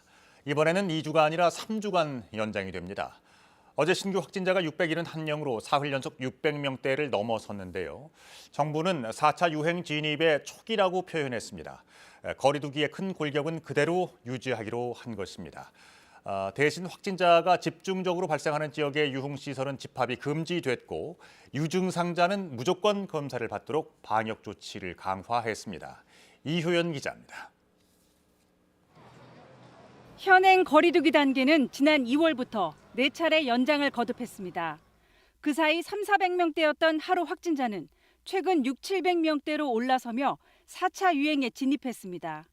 그런데도 정부는 거리두기 단계를 올리지 않았습니다. 선의의 피해자는 줄이고 방역 수칙을 위반하는 사례에 강력 대응하는 게 더 효과적이라고 판단한 겁니다. 단계 조정보다 더 중요한 것은 현장의 방역 수칙 실천력을 회복하는 것입니다. 위반 행위에 대해 무관용 원칙으로 이에 따라 앞으로 3주간 수도권과 부산, 대전, 전북, 전주, 완주는 2단계, 나머지 비수도권은 1.5단계가 유지됩니다. 5인 이상 사적 모임 금지도 마찬가지로 계속 지켜야 합니다. 수도권 등의 식당과 카페, 실내 체육시설, 노래 연습장도 밤 10시까지 영업이 가능하지만 상황이 나아지지 않을 경우 밤 9시로 즉각 앞당겨집니다. 또 유흥시설 6종은 수도권과 부산 등 2단계 지역에서 영업할 수 없습니다. 다만 방역수칙이 잘 지켜지면 지자체별로 집합금지가 풀릴 수 있습니다. 또 강화되는 방역조치는 선제 진단검사의 확대입니다. 앞으로 수도권 유증상자는 반드시 검사를 받도록 의무화됩니다. 의사나 약사에게 진단검사 권고를 받으면 48시간 이내에 검사를 받도록 행정명령이 내려집니다. 검사를 받지 않고 감염이 확인되는 경우 벌칙 적용과 치료비, 생계비 등을 지원하지 않겠습니다. 특히 접객원을 고용하는 노래 연습장의 경우 신분 노출을 꺼려 출입자 명부가 제대로 작성되지 않고 있다는 지적에 따라 대대적인 점검이 이루어지고 처벌도 훨씬 강화됩니다. KBS 뉴스 이효연입니다. 이번 거리두기 조정 방안 가운데 가장 핵심적인 조치로는 유흥시설 집합 금지를 꼽을 수 있습니다. 업주들은 거리두기 상향 등의 조치가 없이 유흥시설에만 코로나 확산의 책임을 돌리고 있다며 강하게 반발하고 있습니다. 양민철 기자입니다. 새벽 2시가 넘은 시간, 어두운 복도를 지나 불 꺼진 방해불을 켜자 노래방 소파에 누워있던 사람들이 몸을 일으킵니다. 자, 일어나세요. 일어나세요. 분당경찰서에서 나왔습니다. 일어나세요. 영업을 안 하는 것처럼 꾸며놨지만 실제로는 밤 10시 이후 영업을 하다가 적발됐습니다. 업주와 종업원, 손님 등 7명은 감염병 예방법 위반 혐의로 관할구청에 통보됩니다. 일부 유흥시설에 방역수칙 위반이 이어지는 가운데 부산은 유흥주점 관련 확진자가 300명을 넘었고 서울도 강남구 주점 관련 확진자가 20명을 넘는 등 확산 규모가 커지고 있습니다. 방역당국이 거리두기 2단계 지역의 유흥시설을 집합금지한 이유입니다. 다만 지역별 상황에 따라 집합금지가 아닌 22시 영업 제한을 적용할 수도 있게 했습니다. 이에 수도권과 부산 등에는 집합금지가 적용되지만 대전과 전북, 전남 지역 등에는 22시 운영 제한이 적용됩니다. 하지만 수도권의 유흥시설 업주들은 거리두기 조치가 상향되지 않았는데도 유흥시설만 집합금지를 적용하는 것은 형평성에 어긋날 뿐 아니라 확산 책임을 유흥시설에 돌리는 거라고 반발합니다. 일반 식당 가봐요. 호프집 가봐요. 네. 엄청나게 따닥따닥 붙었잖아요. 네. 근데 왜 유흥주점만 갖고 이렇게 하는지 몰라. 백화점 가봐요. 너 이렇게 갔다 왔는데 QR도 안 찍더라고. 네. 방역당국은 앞으로 1, 2주 내 확진자 수가 지금보다 배로 증가하는 더 큰 유행이 올 수 있다며 상황이 악화될 경우 이번 조치가 적용되는 5월 2일 전이라도 즉시 방역 조치나 거리두기 단계를 조정할 것이라고 밝혔습니다. KBS 뉴스 양민철입니다. 접종 후 혈전이 생긴다는 논란 때문에 일부 아스트라제네카 백신 접종이 보류된 상태입니다. 방역당국은 혈전과 백신 전문가 검토를 거친 뒤 접종 재개 여부를 내일 발표할 예정인데요. 이런 가운데 접종이 시작된 이후 요양병원과 시설 관련 확진자 수가 크게 줄고 있는 것으로 나타났습니다. 백신 효과일까요? 서병래 기자가 분석해봤습니다. 요양병원과 시설의 종사자와 입소자에 대한 접종은 지난 2월 26일부터 시작됐습니다. 40여일이 지난 지금 만 65세 미만은 접종 대상자 가운데 90% 정도 1차 접종을 마쳤습니다. 좀 더 뒤에 접종을 시작한 만 65세 이상의 경우는 요양병원이 약 62%, 요양시설은 약 46%가 접종을 완료했습니다. 접종 이후 요양병원과 시설 관련 확진자 수는 눈에 띄게 줄고 있습니다. 전체 확진자 가운데 요양병원과 시설 관련 확진자 비율은 접종 직전엔 9.7%에 달했습니다. 하지만 접종이 시작된 이후 점차 줄어들더니 최근엔 2%까지 떨어졌습니다. 이로 인해서 위중증 환자와 사망자 수가 줄어들면서 전체적인 확진자는 늘지만 사망자는 감소하는 상황에 기여되었습니다. 방역당국은 이미 시행해오던 종사자 대상 선제 검사에다 백신 효과가 더해져 확진자가 줄었다고 분석했습니다. 요양병원은 선제 검사를 통해서 확진자를 조기에 발견하는 노력을 해왔습니다. 이번 백신 접종을 통해서 또 하나의 방어막이 생겼습니다. 그래서 우리 요양병원은 점점 안전해지고 있는 것 같습니다. 앞으로의 과제는 역시 속도입니다. 지금 접종률이 높지 않은 요양원이나 요양병원도 특히 있거든요. 그러니까 절반도 안 맞은 데도 있고 그래서 그런 데는 집단 발병 발생할 수는 있어요. 남은 숫자를 빨리 접종을 빨리 맞추는 게 중요해요. 특히 향후 4차 유행 상황에서 의료 대응 여력을 확보하기 위해서라도 75세 이상과 치약시설의 접종률과 속도를 높이는 게 중요하다고 전문가들은 강조합니다. KBS 뉴스 서병립입니다. KBS가 3기 신도시 예정부지와 경계박 500m까지의 토지 대장 2만 3천여 건을 전수 분석했는데요. 우리나라 상장자 등기 임원 13,000명 중에 47명이 3기 신도시 부지와 외곽에 땅을 소유한 것으로 나타났습니다. 이들 중 유별난 한그룹 회장님의 땅 투자법을 우한울 기자가 취재했습니다. 고양 창릉 신도시 예정지 근처 임야. 나무가 앙상하게 말라 죽어갑니다. 냄새 맡아보니까 그러니까 구멍 뚫고 누가 제초제를 집어넣는 거예요. 주민들은 땅 주인 측을 의심합니다. 남이 남의 산을 지휘했습니까? 달교 관리인들이 한 짓이지 이게. 땅 주인은 우호현 SM그룹 회장, 53개 계열사를 거느린 재계순위 38위 신흥 재벌입니다. 우 회장은 인근 땅 3필지를 더 사들였는데 2019년 5월 고양 창릉이 신도시 부지로 선정됐습니다. 소문은 16년도부터 여기가 이제 개발이 된다, 수용이 된다 이런 말들은 있었어요. 우 회장에게 땅을 판 건 삼라농원이란 농업법인. 주소지를 가보니 SM그룹이 나옵니다. 경남기업 회계팀 직원이시라면서요? 예, 맞아요. 근데 삼라농원 매매 현황을 알고 계세요? 상부를 제가 관리하니까요. SM그룹 계열사로 대표와 감사가 우 회장 딸들입니다. 삼라농원에 땅을 왜 그렇게 많이 사신 거죠? 잠깐 얘기할 수 있을까요? 아버님이 저 농사 짓나요? SM그룹 측은 뒤늦게 조경사업 허가가 나지 않아 우 회장에게 개인 텃밭 용도로 땅을 판 것이라고 밝혀왔습니다. 또 삼라농원은 정상적으로 농업 경영을 하고 있다고 밝혔습니다. 삼라농원이 보유한 수도권 임야와 농지 3곳을 찾았지만 아무런 흔적도 확인하지 못했습니다. 건설회사를 하시니 그분 농사 지을 것도 아닌 것 같고 해주세요 그랬더니 그건 아니래 관리를 한다고 그러더라고요. 취재 결과 삼라농원의 땅은 전국에 걸쳐 있었습니다. 확인한 것만 7만 4천여 제곱미터에 이릅니다. 적은 비용으로 농업회사 법인을 지배함으로써 농업회사 법인이 가지고 있는 농지까지 실질적으로 소유할 수 있게 되는. 우 회장은 별도로 개인 농지 30여 필지도 보유 중입니다. SM그룹은 우 회장이 부정기적으로 농사를 짓고 있다고 밝혔습니다. KBS 뉴스 우한울입니다. 농업법인은 농업인 출자 비율이 10% 이상이면 설립을 할 수 있는데 농지를 자유롭게 살 수 있고 취득세와 양도소득세 등이 면제되는 혜택이 주어집니다. 그런데 KBS가 확인을 해보니 지난 10년 동안 이런 농업법인 25곳이 3기 신도시 8곳 주변에 땅을 사들였습니다. 축구장 20개 넓이었는데요. 이 회사들 농사를 지을까요? 농업법인의 실체 최현진 기자가 추적해봤습니다. 남양주 왕숙 신도시 부지에 위치한 한 야구장. 신도시 선정 뒤인 2019년 11월 대한영농영림이라는 영농법인이 사들였습니다. 광명시흥과 하남교산지구의 논밭도 잇따라 샀습니다. 2019년 3월부터 신도시 3곳에서 19개 필지, 18,000여 제곱미터를 집중 매입했습니다. 이뿐이 아닙니다.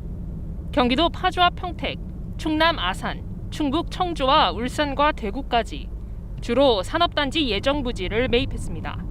자산 규모로 290억 원에 이릅니다. 그런데 이 회사, 2019년 농업 경영으로 올린 매출이 고작 1,700만 원입니다. 대부분 투기 목적으로 그 토지를 사들이는 회사들은 매출액은 거의 없는 거죠. 그냥 땅만 사두고 있고 실제로는 고수익에 무슨 영농을 하고 있는 것들이 아니니까. 무슨 돈으로 수백억 원대 땅을 샀을까? 감사 보고서를 확인해 보니 농업법인 대표가 감사로 있는 경영 컨설팅 회사에서 125억 원이 넘는 돈을 빌렸습니다. 농업법인 뒤에 숨은 돈줄, 컨설팅 회사를 찾아가 봤습니다. 저희가 토지 투자 관련해서 취재를 하고 있는데 그런 얘기를 안 해요. 딱 나가세요. 빨리 나가세요. 땅 이야기가 나오자 갑자기 쫓아내더니 사무실 밖으로 뛰어나갑니다. 그러니까 영농회사를 통해서 그 부동산 수익을 내시는 거예요? 아니 뭔지 모르는 회사한테 그렇게 돈을 오랫동안 빌려주세요? 결국 아무 답도 하지 않고 사라졌습니다. 농업법인에 역시 거액을 빌려준 자산운용사에서 일부 사정을 들을 수 있었습니다. 대신에 작동지일 경우 여기서 매입하고 농지일 경우 대농농에서 매입을 하는 그런 걸로 생각합니다. 농지를 마음대로 살 수 있고 세금 혜택까지 받는 영농법인을 투기자본이 이용하는 셈입니다. 개발만 되게 되면 큰 투기 수익을 얻는 그런 구조라는 것들이 알려지면서 전문적으로 원래 자본시장에서 활약해야 될 회사들이 농지 투기에까지 진출하게 된 것이죠. 감사원 조사 결과 최근 3년간 농업 대신 부동산 매매 등 다른 사업을 하는 가짜 영농법인은 482곳에 달했습니다. KBS 뉴스 최은진입니다. 재보선 참패 수습을 위해 지도부가 사퇴하고 비대위 체제로 전환한 민주당 내부에서 쇄신론이 쏟아져 나오고 있습니다. 그동안 금기시되어왔던 조국 사태나 검찰 개혁까지 문제 삼는 목소리가 터져 나옵니다. 한편 재보선 승리에 힘을 받은 국민의힘은 여당을 압박하면서 야권 통합에도 시동을 걸었습니다. 보도에 손서영 기자입니다. 내로남불의 수렁에서 하루속히 빠져나오겠다. 지도부 총사퇴 후 첫 공개 비대위 회의, 뼈아픈 비판을 부인하지 않았습니다. 민심 앞에 토달지 않겠습니다. 변명도 하지 않겠습니다. 국민과 소통하고 경청하는 것에서부터 다시 시작하겠습니다. 하지만 당내에선 친문계 핵심 의원을 비대위원장으로 선정한 것을 놓고 이게 쇄신이냐는 반발도 나왔습니다. 당내 특정 세력의 대표를 내세웠다. 이 사람들이 아직도 국민을 바보로 보는 거 아닌가. 초선 의원들도 목소리를 내기 시작했습니다. 당원 당규를 바꿔 이번에 공천한 것부터 잘못됐다. 박원순 전 시장 성폭력 피해자에 대한 사과도 두루뭉술했다고 반성했습니다. 2030 의원들은 조국 사태와 검찰개혁에 대한 자성 필요성까지 강조했습니다. 추미애 윤석열 갈등으로 점철된 추진 과정에서 국민들의 공감대를 잃고 말았습니다. 조국 전 장관이 검찰개혁의 대명사라고 생각했습니다. 압승을 거둔 국민의힘은 여당 압박에 나섰습니다. 청와대를 포함해 기간 제한 없는 LH 특검에 이어 백신 공급에 대한 국정조사까지 요구했습니다. 이제라도 백신 확보부터 접종까지 전 과정을 다시 한번 국민에게 소상히 보고하고 점검해봐야 할 것입니다. 야권 통합에도 한층 속도를 내고 있습니다. 주호영 당대표 권한대행은 차기 지도부 선출과 관련해 국민의당과 합당 문제부터 정리돼야 한다고 밝혔습니다. 통합전당대회로 치러지면 안철수 대표도 출마할 수 있다는 입장입니다. 주호영 대행은 윤석열 전 검찰총장도 대선을 치르기 위해 결국 국민의힘에 입당할 거라고 전망했습니다. KBS 뉴스 손서영입니다. 영국 여왕 엘리자베스 2세의 남편 필립 공이 99세의 나이로 별세했습니다. 70여 년간 여왕의 곁을 지키면서 외조해왔던 필립 공의 별세에 영국은 물론 세계 각국에서 애도를 표했습니다. 김귀수 특파원입니다. 버킹엄궁은 현지 시간 9일 성명을 내고 필립 공 에딘버러 공작이 평화롭게 세상을 떴다고 발표했습니다.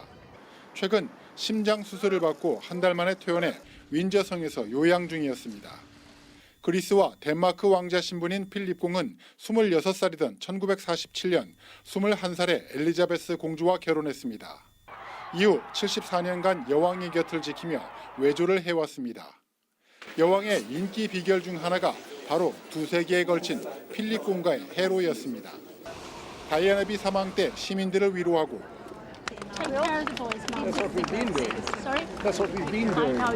장례식 행렬 때 손자들 옆에서 함께 걸어준 것도 필립 공이었습니다. 2017년 은퇴 전까지 여왕의 공식 행사를 함께했고 1999년 여왕 국빈 방한 때도 함께했습니다.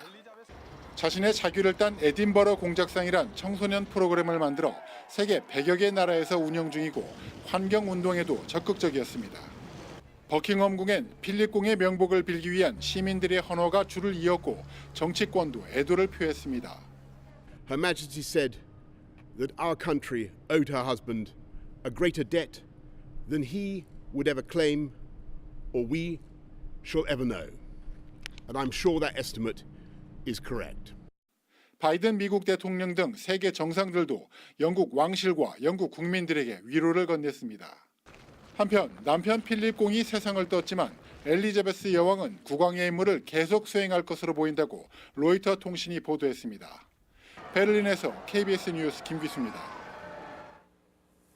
세계 최대의 전자상거래 업체인 아마존의 미국 내 노조 결성 시도가 결국 무산됐습니다. 조 바이든 대통령이 아마존 노조 결성을 공개적으로 지지하고 나서면서 미국 사회에서 큰 관심이 모아졌는데요. 아마존은 미국에서 무노조 경영을 계속 이어가게 됐습니다. 뉴욕 한보경 특파원입니다.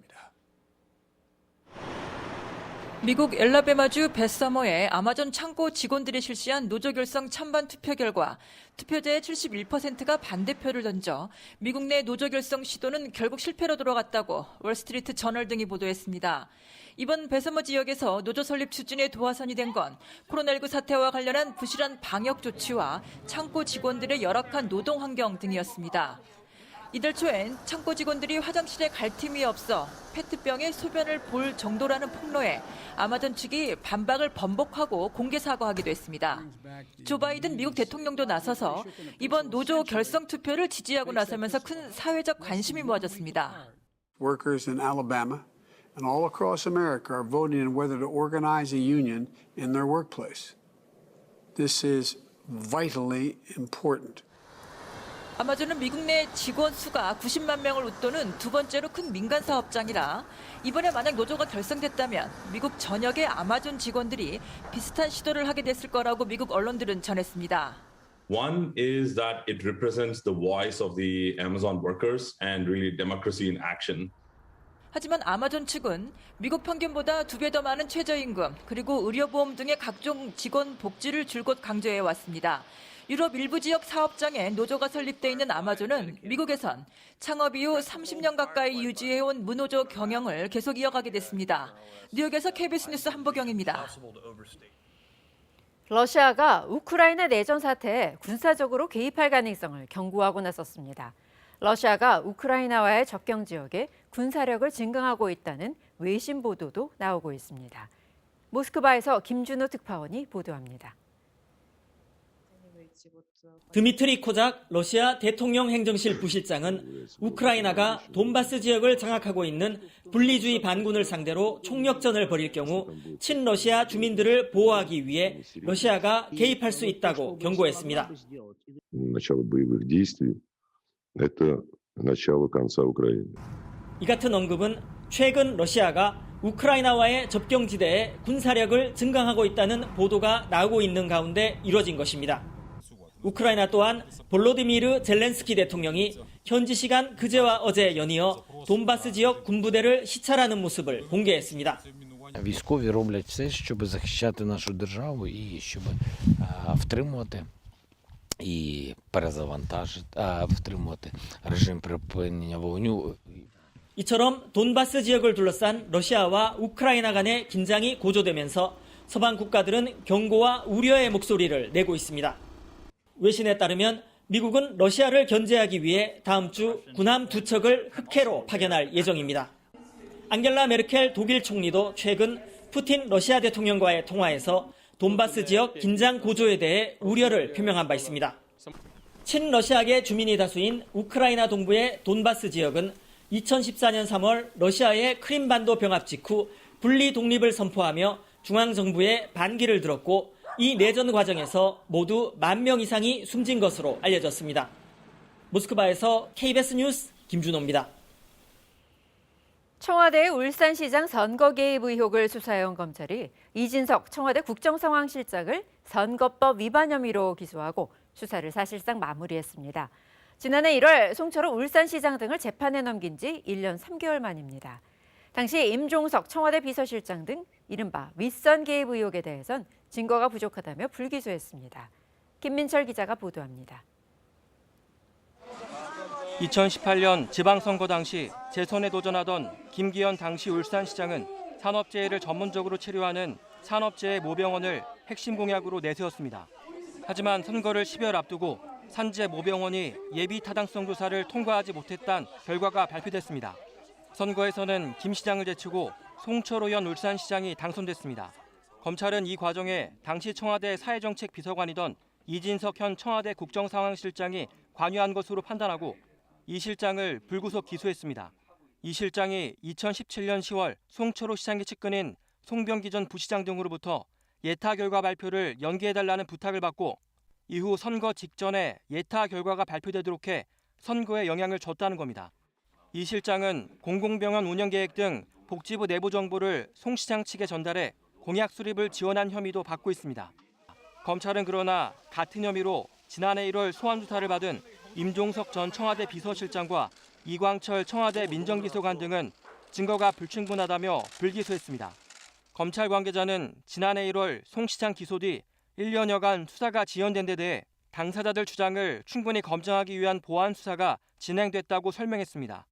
청와대 관계자는 검찰 기소에 대해 언급하는 것은 부적절하다면서도 이 실장이 코로나 대응에 중요한 역할을 하고 있는 상황에서 기소해 유감이라고 말했습니다. 이 실장의 거취 등에 대해선 신중하게 검토해 판단하겠다고 밝혔습니다. KBS 뉴스 김민철입니다. 경찰이 세모녀를 살해한 피의자 김태현에 대해 살인 등 5개 혐의를 적용해 검찰로 송치했습니다. 피해자가 연락을 받아주지 않는다는 이유로 범행 일주일 전부터 치밀하게 준비한 정황도 드러났는데요.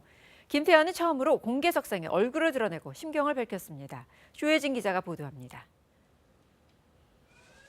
검찰 송치를 앞두고 취재진 앞에 선 김태현. 지난 5일 신상 공개가 결정된 그에게 마스크를 벗어줄 수 있느냐는 요청에 스스로 얼굴을 공개했습니다.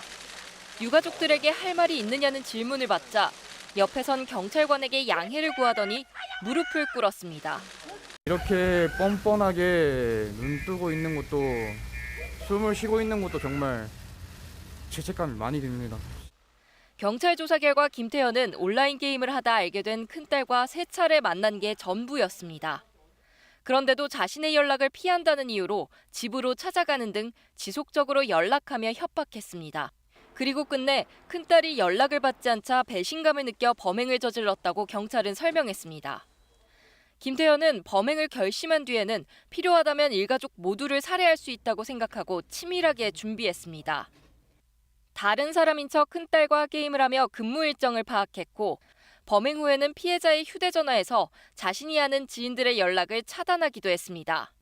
경찰은 이런 행동들이 결코 우발적이지 않다고 보고 살인과 절도, 주거 침입 등 5개의 혐의를 적용했습니다. 범행 전 김태현의 행동이 스토킹에 해당한다고도 판단했지만 스토킹 처벌법 시행 전이어서 경범죄 처벌법만 적용했습니다. 스토킹 범죄로 경찰이 수사를 미리 할 수 있었다면 그렇다면 이 세 사람의 목숨이 아깝게 손실이 나지 않았을 텐데. 경찰은 검찰 송치 후에도 프로파일러 조사와 사이코패스 검사를 계속해서 진행할 예정입니다. KBS 뉴스 조혜진입니다. 주말 아침 공기가 쌀쌀합니다. 대부분 지역의 기온이 5도 안팎에 머물러 있고요. 짙은 파란색으로 보이는 지역은 영하로 기온이 떨어졌습니다. 오늘 아침 대관령이 영하 5.7도, 봉화 영하 2.9도로 출발했고요. 서울도 7.7도로 다소 서늘합니다. 한낮에는 서울의 낮 기온 18도까지 오르면서 아침보다 10도 이상 기온이 오르겠습니다.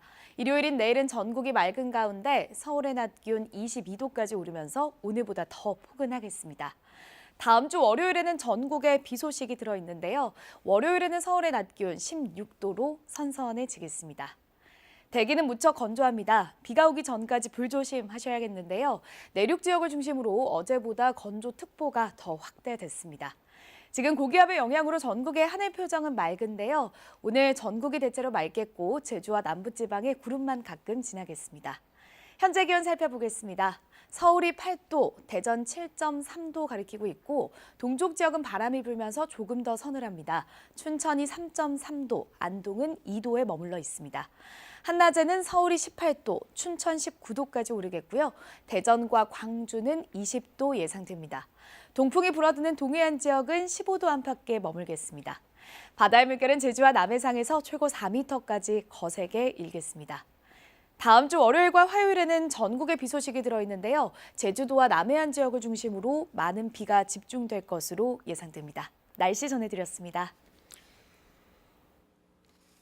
인수합병이 무산되고 존폐 위기에 내몰린 이스타 항공은 현재 기업회생 절차를 밟고 있습니다. 검찰이 이 항공사의 창업주인 무소속 이상직 의원에 대해서 배임과 횡령 등의 혐의로 구속영장을 청구했습니다. 박웅 기자입니다.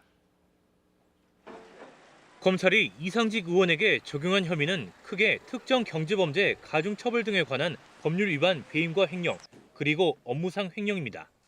이 의원은 이미 구속 기소된 이스타항공 자금 담당 간부와 공모해 장기 차입금을 조기에 상환해 회사의 재정 안정성을 해치는 등 회사에 약 430억 원의 금전적 손해를 끼친 혐의를 받고 있습니다. 이 의원은 또 해당 간부가 이스타항공 계열사에 자금 38억 원을 임의로 사용하는데 일부 가담한 혐의도 받고 있습니다. 검찰은 그동안 이스타항공 조종사 노조와 국민의힘 등의 고발로 이 의원의 혐의를 수사해왔습니다. 이제 우리가 배임 횡령 등에 관한 혐의만 이제 고발을 했지만 사실 이스타항공이 현재 회생 과정에까지 간 과정, 노동자들이 이렇게 무참히 짓밟힌 과정 역시도 수사가 되어야 된다. 이 의원의 조카이기도 한 자금 담당 이모 씨의 변호인은 지난달 재판에서 위에서 시키는 대로 했을 뿐이고 삼촌인 이 의원이 이 사건의 정점에 있다며 검찰에 이 의원에 대한 기소를 촉구하기도 했습니다. 현역 의원인 이 의원에 대한 구속영장이 집행되려면 현재 회기 중인 국회의 동의를 얻어야 합니다. 이상직 의원에 대한 구속영장 심사는 국회 표결을 거쳐 체포 동의안이 통과되면 이달 말쯤에 열릴 것으로 예상됩니다.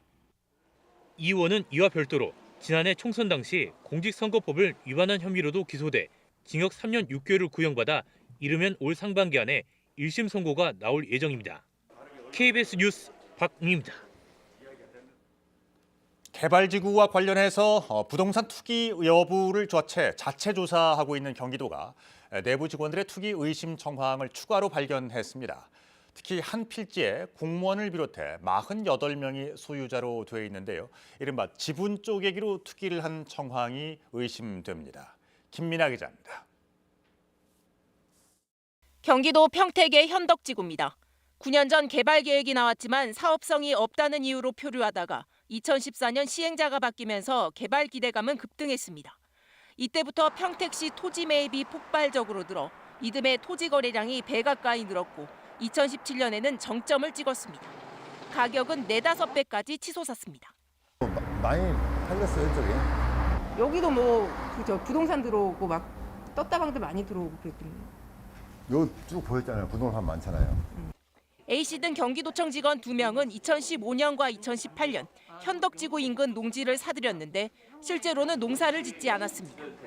특히 A씨는 토지 매입 과정에서 제출해야 하는 농지 취득 자격 증명 신청서와 농업 경영 계획서에 직업은 주부로 쓰고 나이도 속였습니다. 지분 쪼개기가 의심되는 정황도 나왔습니다. 해당 필지에 A씨를 제외하고도 다른 소유자가 47명이 있는 것으로 확인됐는데 이들이 매입한 토지는 대부분 50제곱미터 안팎이었습니다. 이 일대 주민들은 이 같은 방식이 흔했다고 말합니다. 서해 투자자를 많이 모집해서 이 등기부를 열어보면은 예를 들어서 한 집안 안에 어떤 경우는 30명, 40명 들어있는 적도 있어요. 업무상 취득한 정보를 이용해 토지를 매입한 것으로 의심되는 현직 도청 공무원 한 명도 경찰에 고발됐습니다.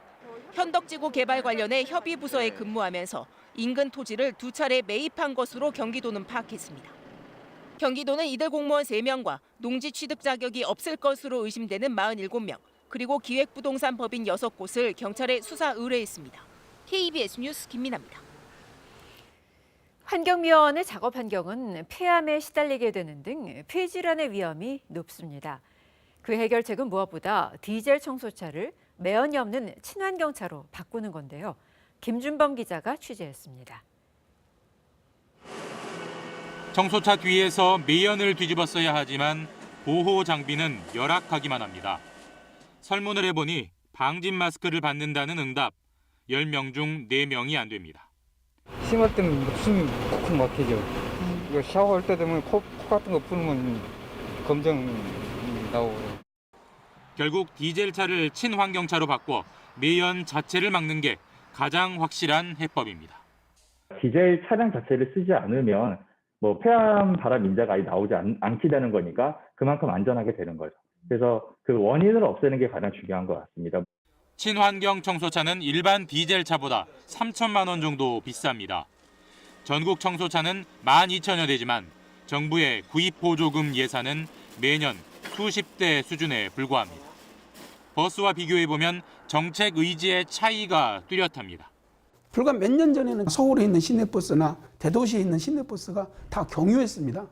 그런데 시간이 흐르면서 어느 날부터인가 경유차가 없어졌습니다. 그건 환경 문제가 있고 서울 시민들의 건강 문제가 있기 때문에. 미화원의 폐질환을 집중 검사하는 특수 건강 검진도 올해 시작은 했지만 미화원이 아닌 사업주가 신청한 경우만 검사한다는 한계가 있습니다. KBS 뉴스 김준범입니다. 코로나19 확산을 막기 위해 여러 공공기관이 재택근무를 시행하고 있는데요. 일부 법원은 업무 처리에 차질을 빚고 있는 것으로 KBS 취재 결과 확인됐습니다. 조진영 기자가 보도합니다. 변호사들이 이용하는 온라인 커뮤니티입니다. 법원 직원들의 재택근무로 업무를 제대로 볼 수 없다는 불만이 쇄도하고 있습니다. 재택근무자와 연락하기 어렵고 겨우 통화하더라도 집에서 일 처리가 불가하다는 답변만 돌아온다는 겁니다. 오늘 재택근무로 근무를 하지 않고 법원 업무는 집에서는 진행하실 수는 없기 때문에 감염 확산을 막기 위해 대부분의 공공기관은 일부 재택근무를 도입했습니다. 개인 컴퓨터에 원격 접속 프로그램을 설치하거나 사무실 번호를 개인 휴대전화로 착신 전환해 집에서 업무를 처리합니다. 하지만 법원은 외부에서 내부망에 접속할 수 있는 시스템이 없습니다. 상충되는 부분이 있긴 하죠. 스파동 시스템이 이제 법원 내부에서만 내부적으로만 사용할 수 있게 되고요. 법원 행정처의 권고로 주일에 재택근무를 도입한 법원 측은 일종의 대기 성격이라고도 말합니다. 다른 업무자가 또 불의에 코로나에서 저기 했을 때 수입할 수 있는 그런 것까지 다 감안해서 일단 대기를 하고. 상황이 이렇자 서울지방변호사회는 법원 행정처의 제도 개선을 요구하고 나섰습니다. 가압류 가처분은 총각을 다투는 상황인 경우가 굉장히 많아요. 계속 연락이 안 돼가지고 의뢰인 당장에 권익구제를 받을 수도 없고. 유사한 불만과 피해 사례가 전국 주요 법원에서 잇따르고 있어 보완이 시급합니다. KBS 뉴스 조진영입니다. 도심과 떨어진 창고에서 자동차를 불법 정비한 일당이 경찰에 적발됐습니다. 정비 자격증이 없었는데 시중가보다 절반가량 싸게 해준다며 자동차를 수리해왔습니다. 민소영 기자입니다. 제주 시내 한 창고입니다. 경찰이 현장을 덮치자 뿌연 먼지가 가득한 작업장이 드러나고 마스크를 쓴 남성들이 서둘러 자리를 피합니다. 창고 한쪽에는 흰색 천으로 덮어둔 차량이 보이고 조금 전까지 작업한 흔적들이 곳곳에서 발견됩니다. 정비사 자격이 없는 이들은 이 창고에서 차량 판금과 도색 등 불법으로 자동차 정비를 해왔습니다. 시중가보다 많게는 한 50% 정도는 싸게 준다고 봐야죠. 하루에 몇 대 정도 좀 작업을 하세요? 4-5대. 작업장 옆 창고입니다. 보시는 것처럼 아직 열지도 않은 차량용 페인트가 수북이 쌓여 있습니다. 이들은 도색 작업 과정에서 발생하는 페인트 분진 등 인체에 치명적인 유해 물질을 배출하는 시설도 설치하지 않고 불법 정비소를 운영해왔습니다. 자치경찰은 적발된 현장에서 유명 렌터카 업체 차량이 발견된 점을 미뤄 차량 정비를 맡긴 업체나 브로커 등이 있는지도 수사하고 있습니다.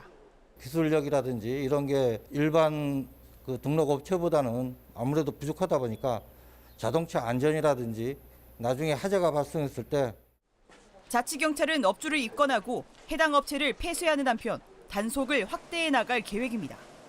KBS 뉴스 민소영입니다. 베트남 전쟁 당시 한국군이 민간인을 학살했다는 의혹에 대해서 지금까지 한국 정부는 별다른 입장을 내지 않아 왔습니다.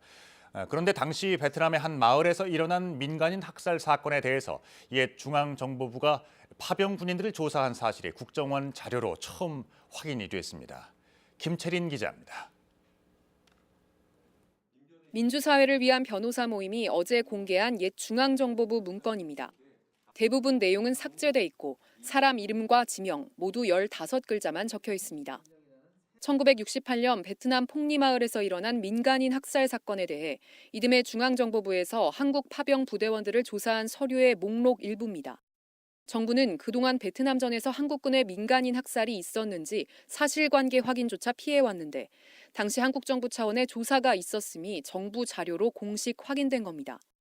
국정원은 이 자료가 공개되면 국익을 해칠 우려가 있다며 3년 반 동안 5번의 재판을 거치고 나서야 민변의 정보 공개 청구에 응했습니다. 이렇게까지 정보의 목록조차 공개하지 않으려고 애쓰는 모습들이 좀 수치스럽다라는 생각까지 느껴집니다. 자료의 존재가 확인된 만큼 민변은 알 권리를 위해 자료의 내용도 공개돼야 한다고 주장했습니다. 국정원이 스스로 선제적으로 폭리폭론 학살에 관해 당시 장병들을 대상으로 조사한 기록 일체를 일반에 공개할 것을 요구합니다.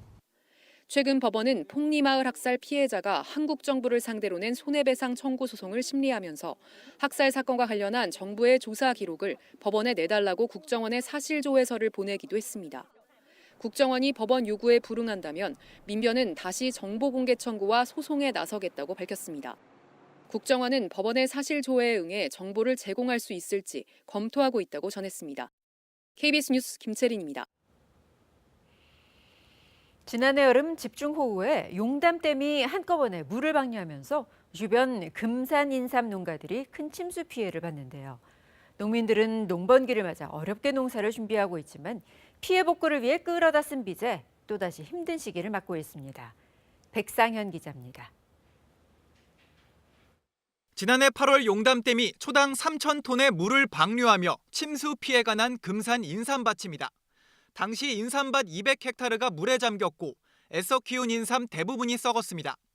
8개월이 훌쩍 지난 피해 현장. 농민들이 인삼밭에 차광막을 설치 중입니다. 농번기가 되자 일단 급한 대로 돈을 빌려 자체 피해 복구를 하고 농사를 시작하려는 겁니다. 3,300제곱미터 중소형 규모의 인삼밭 하나를 새로 만드는 데 드는 비용만 약 3천만 원가량.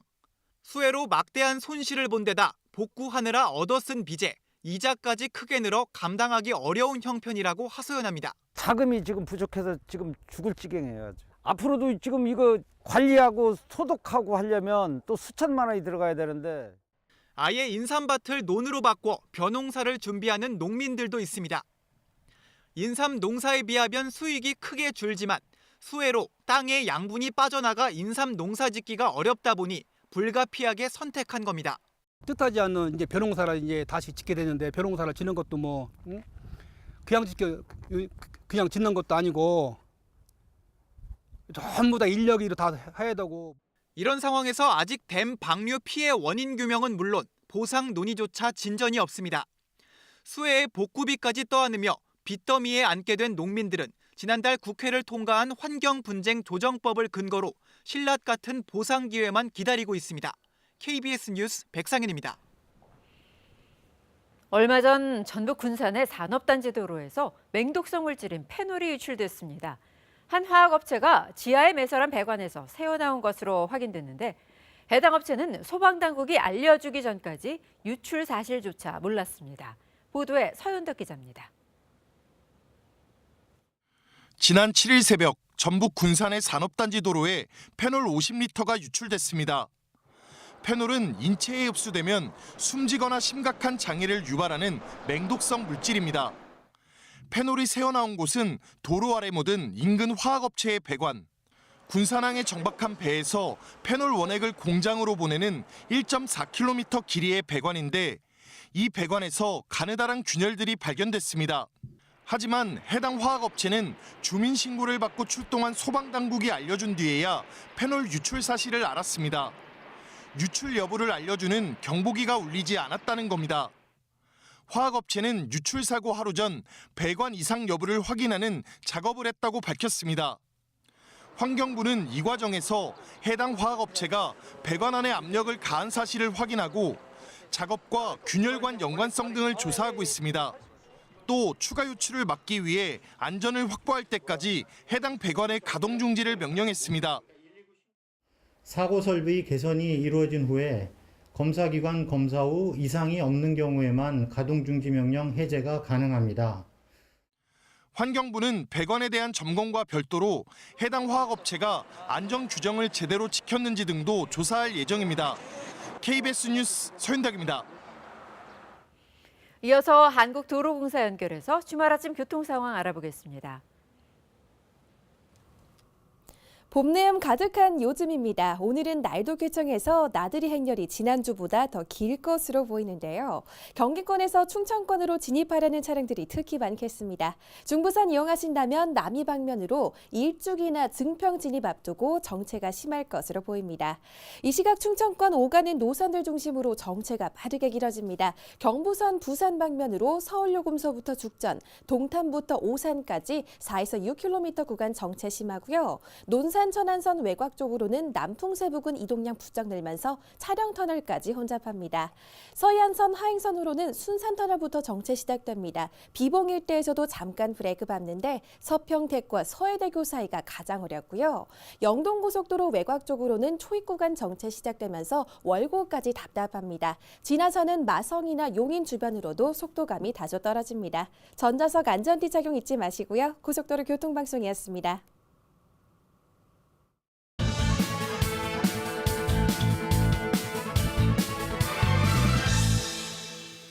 한국토지주택공사 LH 직원들의 땅 투기 의혹이 제기된 지 한 달여 만에 관련자들이 잇따라 구속되는 등 경찰 수사가 탄력을 받고 있습니다. 경찰이 합동특별수사본부를 구성한 뒤 처음으로 LH 직원 중 첫 구속자가 나왔고 경기도청 전직 간부와 한국농어촌공사 직원 등도 구속됐습니다. 수사가 본격화되면서 의혹으로만 머물던 땅 투기의 실체가 사실로 확인되고 있습니다. 경기도청 전직 간부 A씨는 용인 반도체 클러스터 개발 예정지 관련 업무를 수행하면서 인근 토지를 가족 명의로 매입한 투기 혐의로 구속됐습니다. A씨가 5억 원에 사들인 땅은 이후 시세가 5배인 25억 원으로 올랐습니다. 내부 정보를 이용해 부인 명의로 전북 완주 택지 개발지에 투기를 한 LH 전북본부 직원도 구속됐습니다. 몰수 보전 결정도 잇따라 나오고 있습니다.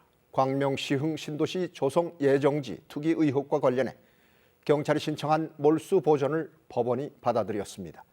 3기 신도시 투기 관련 몰수 보전은 처음으로 LH 현직 직원 A씨와 지인 B씨가 25억 원에 매입한 광명 일대 이 땅은 2년에서 4년 새 가격이 4배나 뛴 102억 원으로 나타났습니다.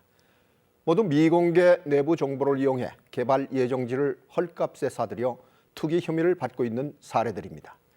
문제는 이들이 대부분 공무원이나 공직자, 공기업 직원 등으로 업무상 취득한 정보를 이용해 부동산 투기에 적극적으로 나섰다는 점입니다.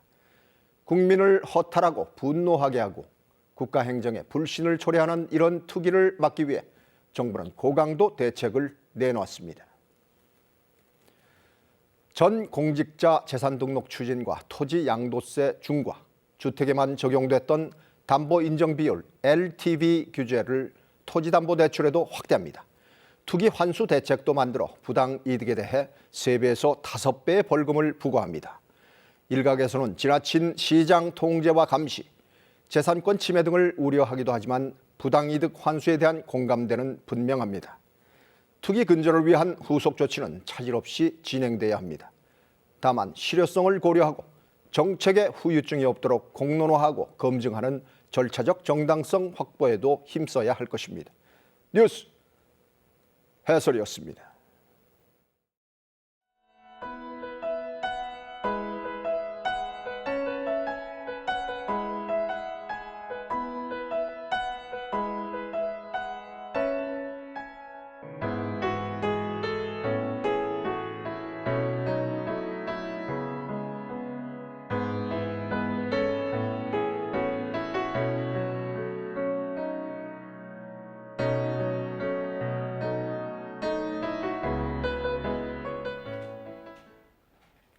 주말 아침 나가실 때 따뜻한 겉옷 챙기셔야겠습니다. 지금 대부분 지역의 아침 기온이 5도 안팎에 머물러 있고요. 짙은 파란색으로 표시된 지역은 영하로 기온이 뚝 떨어졌습니다.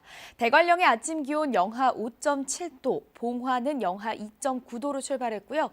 서울도 7.7도로 어제보다 기온이 조금 낮습니다. 한낮에는 10도 이상 기온이 오르면서 오늘 서울 낮 기온 18도 예상됩니다. 일요일인 내일도 전국이 대체로 맑은 가운데 오늘보다 기온이 더 오르겠습니다. 내일은 서울의 낮 기온 22도로 오늘보다 무려 4도가량 기온이 올라서 포근하겠습니다. 다만 월요일에는 전국에 비가 내리면서 서울 낮 기온 16도로 다시 선선해지겠습니다. 대기가 무척 건조합니다. 비가 내리기 전까지는 불조심, 또 불조심하셔야겠는데요. 벌써 사흘째 내륙 지역을 중심으로 건조특보가 확대됐습니다. 서울을 비롯한 수도권 지역과 중부 내륙 지역, 남부 내륙 지역과 제주 일부 지역에도 건조주의보가 발효 중입니다. 고기압의 영향을 받아서 지금 전국의 하늘은 맑은데요. 중국 북동 지역에서 동해상으로 내려오는 고기압의 영향을 받으면서 오늘도 전국의 하늘 대체로 맑겠고요. 다만 동풍이 불어들겠습니다. 동풍이 불어들면서 현재 기온은 서울이 8도 가리키고 있는데 강릉이 2.9도, 안동은 2도 안팎에 머물면서 동쪽 지역 다소 춥게 느껴지고 있습니다. 대구는 3.3도에 머물러 있습니다. 한낮에도 서울이 18도, 대전 20도, 광주 20도까지 오르겠지만 강릉은 17도, 포항과 울산은 14도에 머물겠습니다. 날씨 정보 전해드렸습니다. 토요일 아침 KBS 뉴스광장 마칩니다. 건강하고 즐거운 주말 보내시기 바랍니다. 고맙습니다.